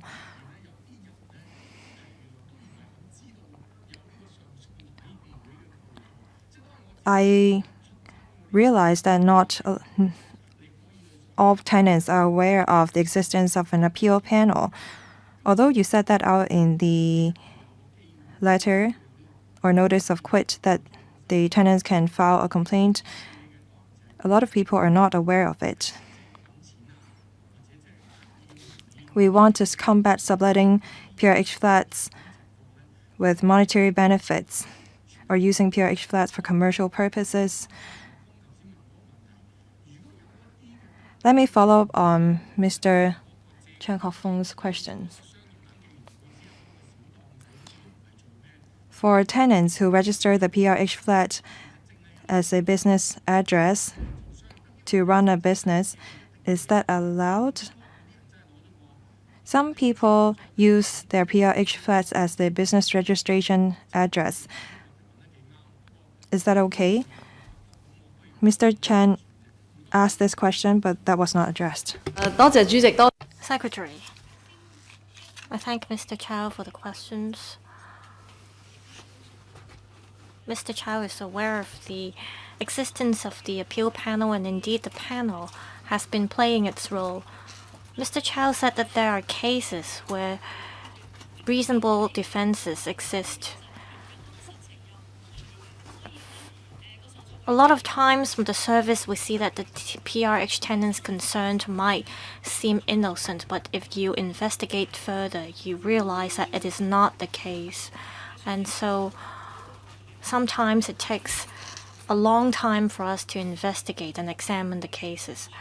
So yes, we have to educate the public about the existence of the appeal panel and that its power to order the issuance of notices to quit.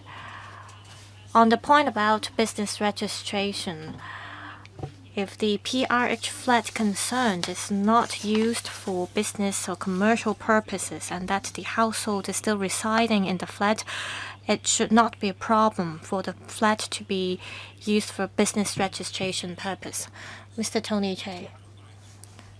I think most members support the proposed legislative amendments to step up the effort in combating PRH abuse.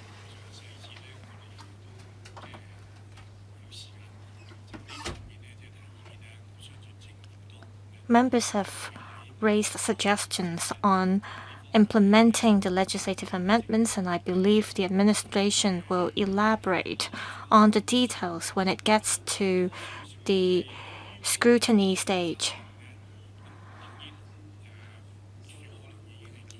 I have questions about the housing ordinance. I believe the housing department has already reviewed the existing mechanism and the legislations. On the prosecution time limit as well as the procedures to initiate prosecution, will there be room for improvement? This is to make the public vigilant so that they won't take chances to abuse public housing resources.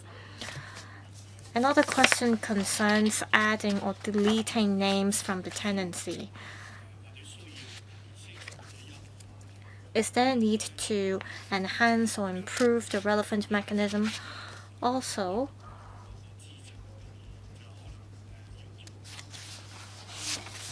under the well-off tenants policy, PRH tenants may have to pay different rents based on their asset or income level. And the rent depends on the market rate. What do you mean by the market rate exactly? Do you make reference to the rent at the private sector or rent of other public housing estates? Secretary. All the proposed amendments, including the technical amendments, concern the housing ordinance. So we have reviewed the existing mechanism already as to the well-off tenants policies.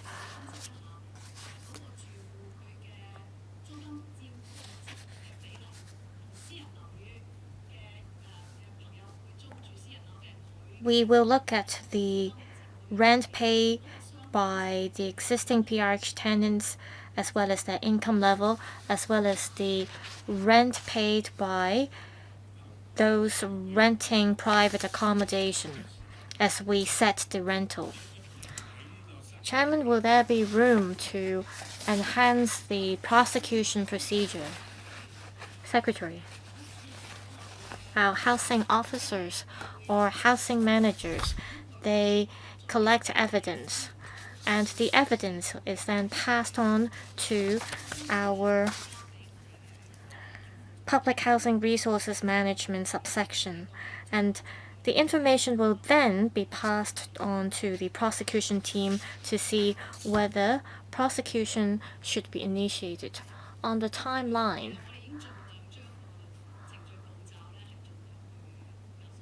well, we try to suppress the time needed to initiate prosecution as much as possible.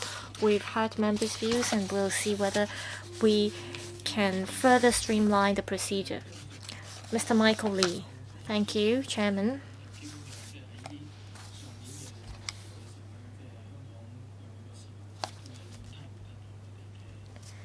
People in Hong Kong could feel the results yielded by the government in combating PRH abuse.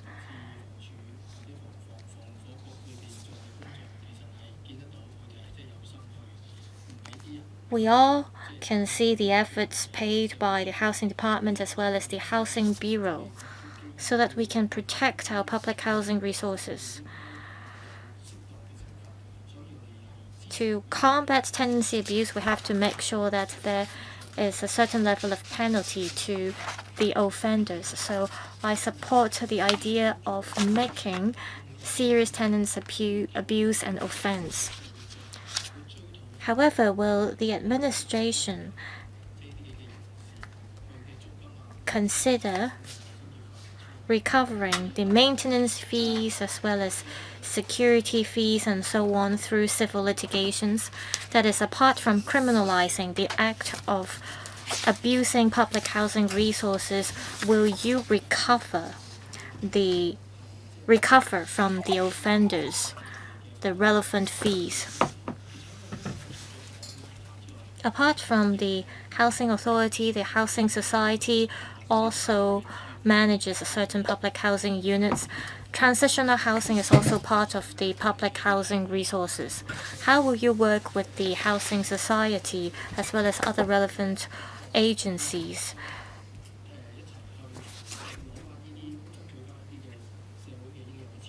so that you can reclaim the public housing resources that have been misused and that belong to the entire community? Secretary.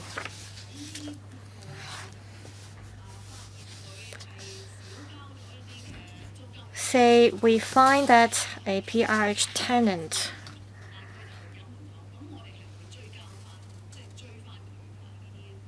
lies to us through the declarations he makes, then we will recover the undercharged rent.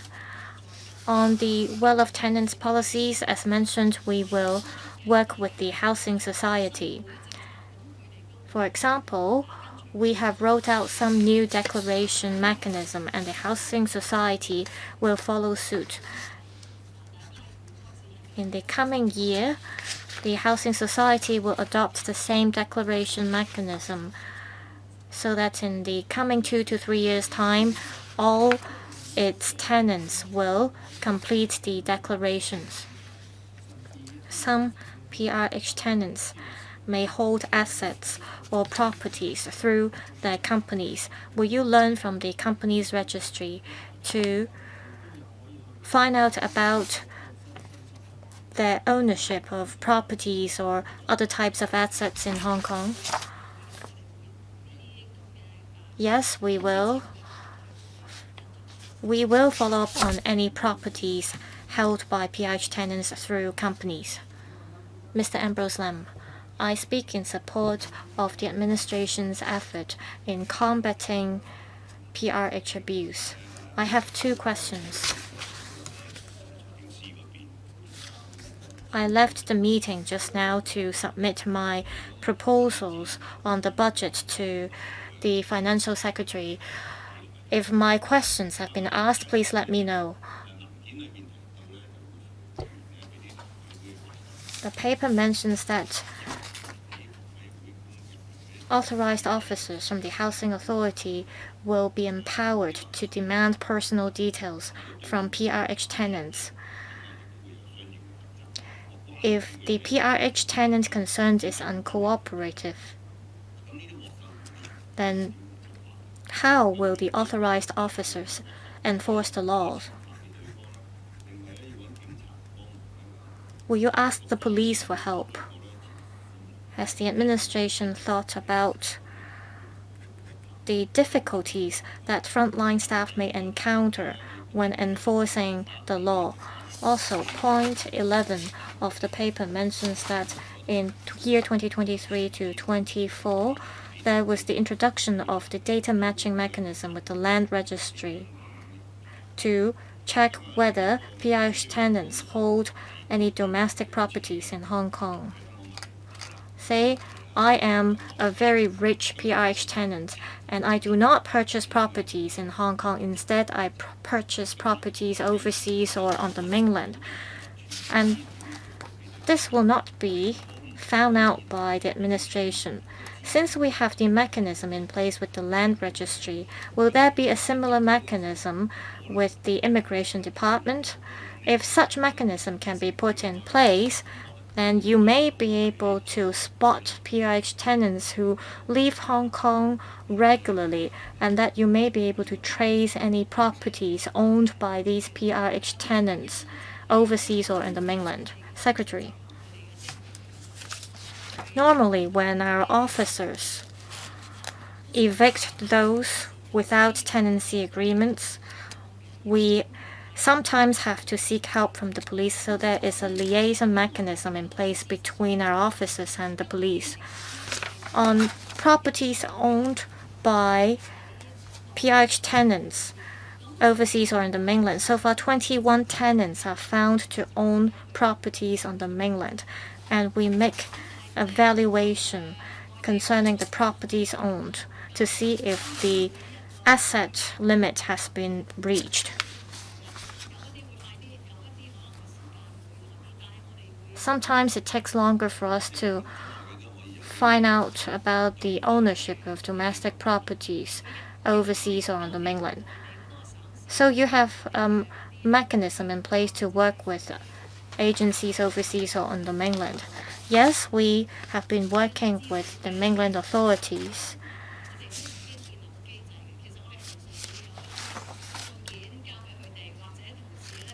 We make regular correspondences to these mainland authorities or agencies.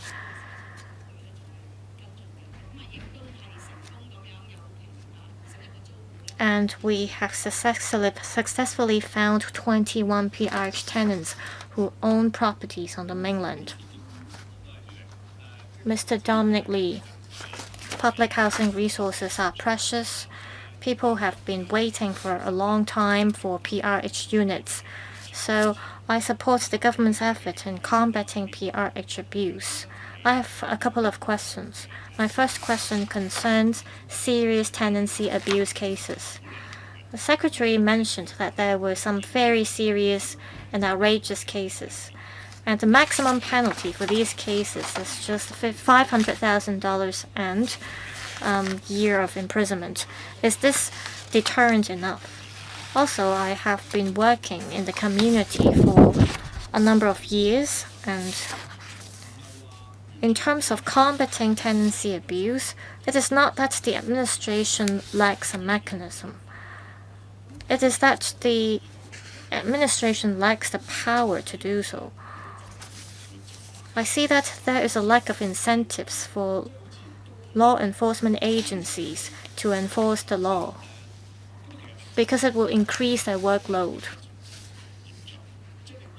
And by catching more PRH tenants, it will show that there are many abuse cases.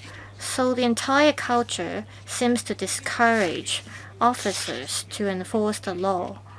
How will the new system to be put in place address this problem?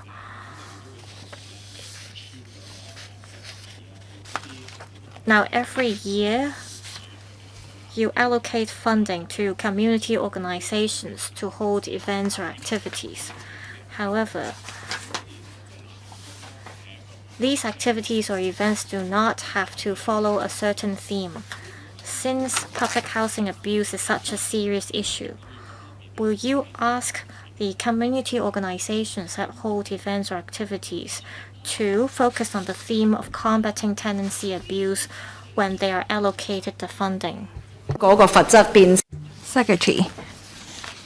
Now, the penalty for tenancy abuse is increased to $500,000 and imprisonment of 1 year. We've made reference to similar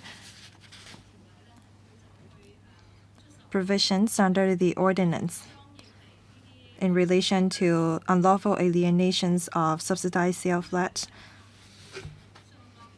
As we think that serious tenancy abuse cases is the same as the nature of that, we think that the penalty level should be the same as well. As for the strength of enforcement, or the accusation that our mechanism does not encourage enforcement action, I do not agree with them. We ask each and every household to make declarations. We have made 3 rounds of declarations that cover half of the tenants, and we will launch the next 3 rounds in the coming future, and after that, all 800,000 households would have made the declarations. We will do data matching with the land registry, and we will take enforcement action. Among the 7,000 units that we have recovered, some of them surrendered their units because of the marking scheme system, and some of them were evicted because of the serious tenancy abuse.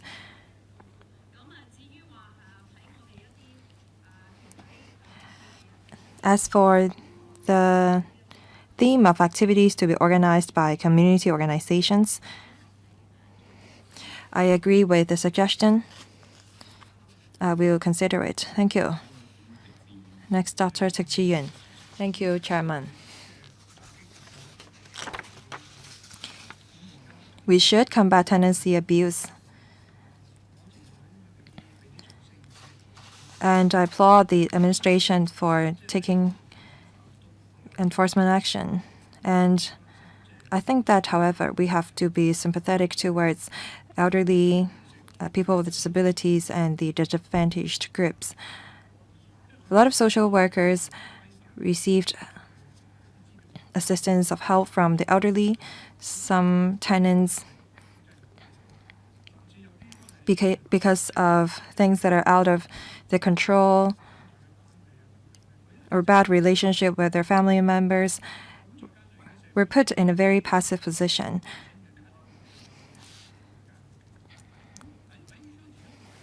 And a lot of elderly tenants were left alone because their next generation have left.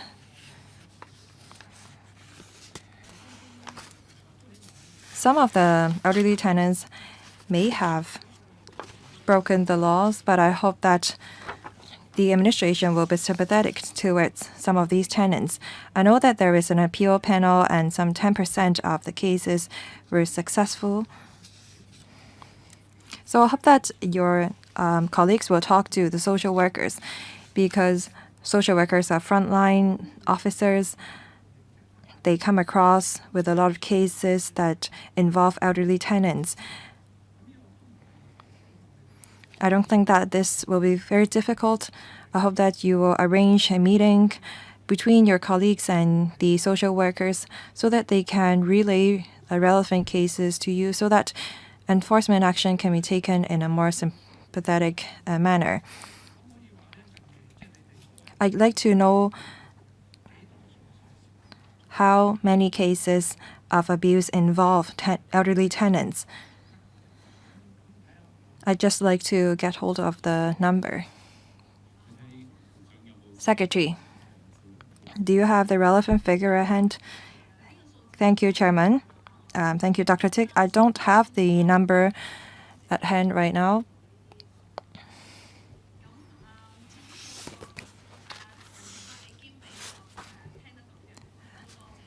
As for the point about sympathy, we'll consider it.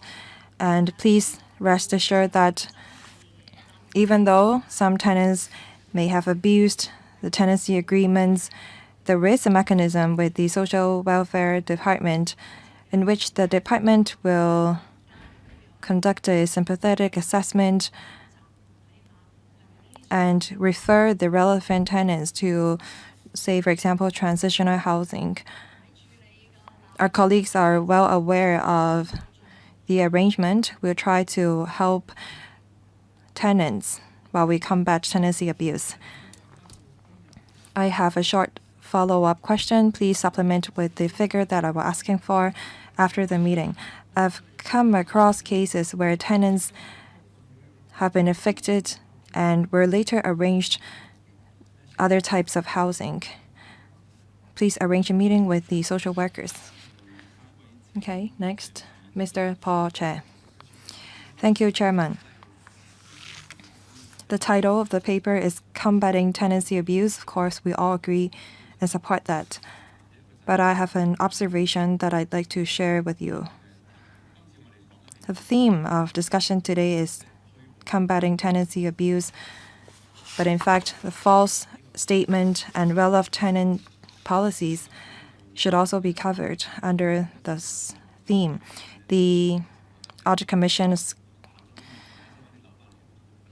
conducted a study on the work of the Housing Authority, and after the report's been published, the government has stepped up recovery of units.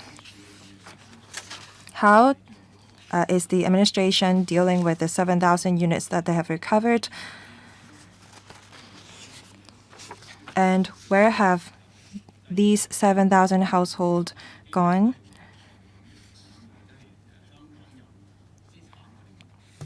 For people owning property in Hong Kong, and some 21 cases involve owning property in the mainland. Well, actually, in the mainland, by a click of a button, you can check property ownership records on the mainland. It's easy for you to check if PRH tenants own property overseas or on the mainland. Why do we not check the property ownership records of PRH tenants on the mainland? Is there a reason for that?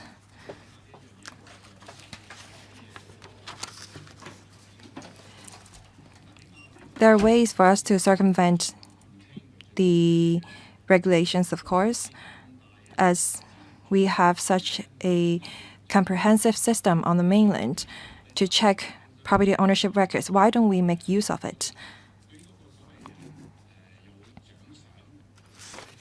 On the Report Public Housing Abuse Award, well, I have reservation about that. It may be effective.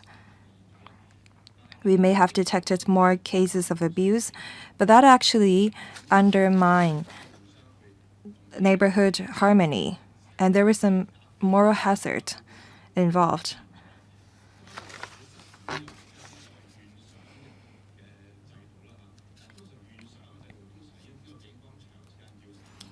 We do have other types of awards, say, for example, that offered by the police to catch fugitives. But that only involves serious criminal cases. When we talk about tenancy abuse, the offense related to that is not as serious. That, however, may undermine neighborhood harmony.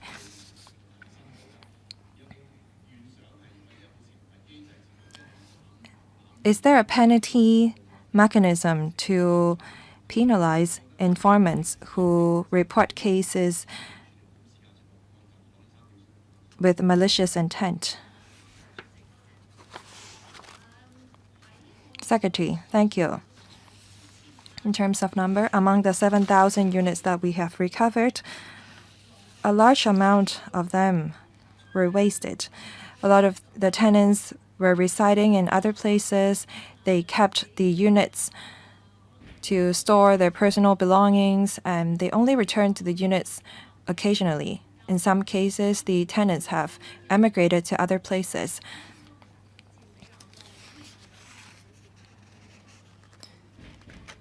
As I said, some of them turn their PRH flats into a gym room and charge fees for the use of the room.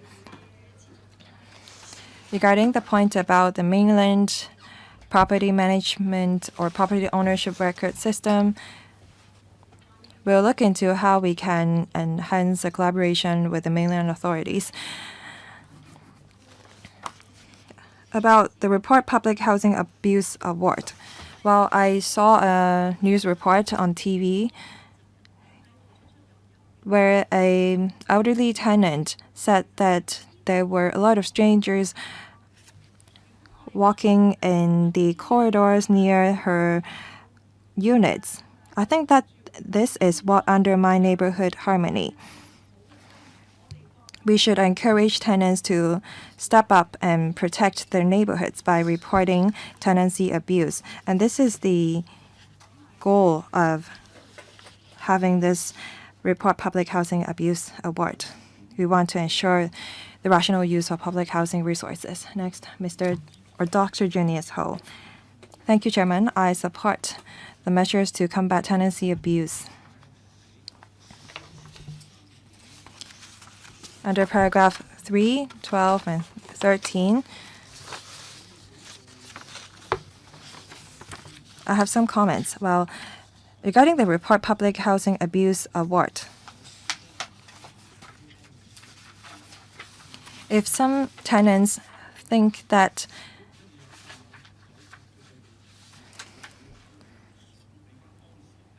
if some tenants are abusing the tenants and are willing to surrender their units voluntarily, should we award them? Because they are in turn making available public housing resources. We should perhaps exempt the rent for 3 months, or maybe we can refund 3 months of rent to tenants who surrender their units. On paragraphs 12 to 13 about time limit for prosecution or limitation of action, limitation act.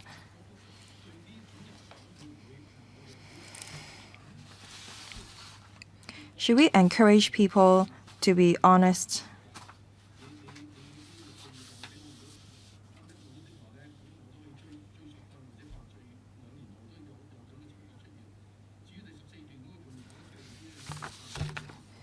Under paragraph 14, it is said that HA may bring proceedings at any time within 6 months next after commission of the offense or within 1 year after the discovery thereof by an authorized officer. Maybe we should give tenants who abuse tenancy a chance.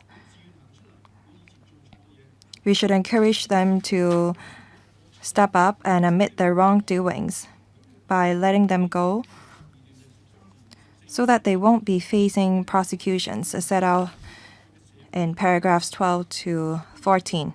We need to strike a balance. We want to encourage people making reports of tenancy abuse, while we should encourage tenants who abuse their tenancy to be honest and admit to their wrongdoings.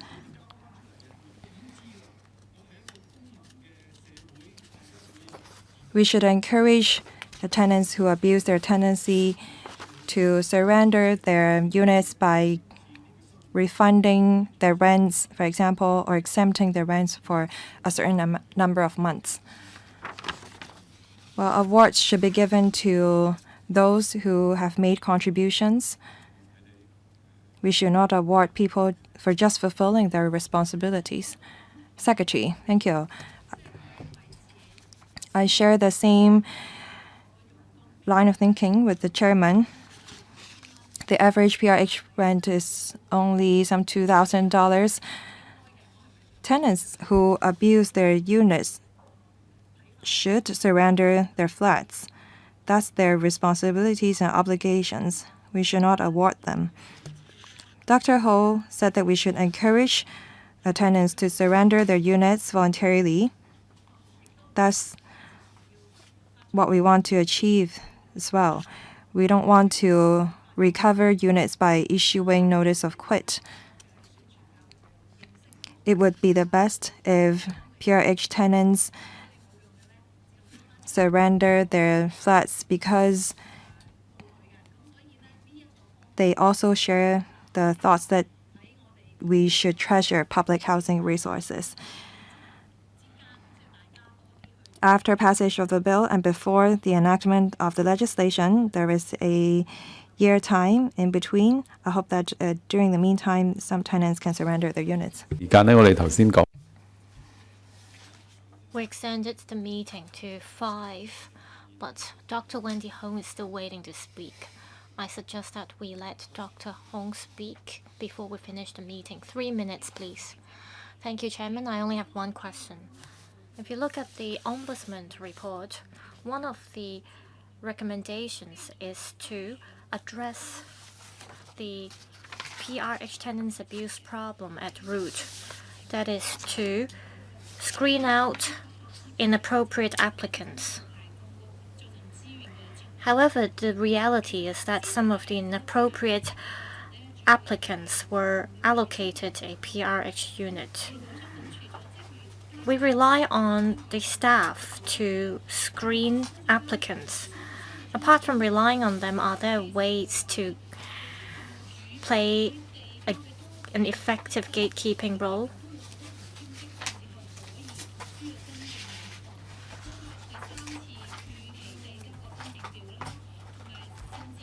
According to the Ombudsman report, some applicants made mistakes on their declaration forms and some submitted the application forms late, and it was only years later that the officers found out that some PRH tenants actually own a property. Will you make use of machines to screen out inappropriate applicants initially? Secretary, I thank Dr. Hong for bringing up the Ombudsman report.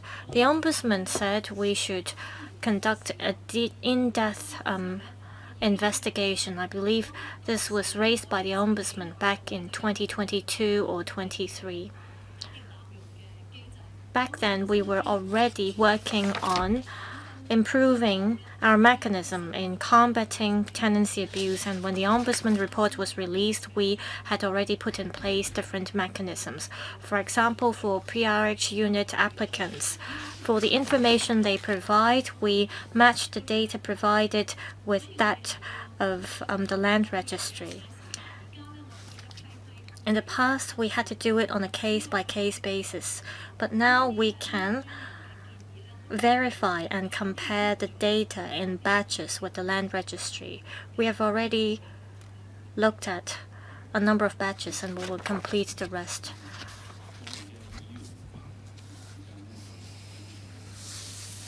All members have spoken.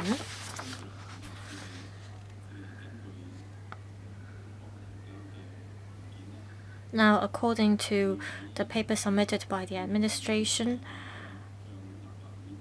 the bill will be tabled to the Legislative Council in the second quarter this year. Do members have any comments on the legislative timetable proposed by the administration? No? That means we all agree with this timetable. Agenda item 5. Any other business? Nothing under AOB. We will conclude this meeting. Thank you, Secretary, and thank you, the administration, for attending this meeting. Meeting adjourned.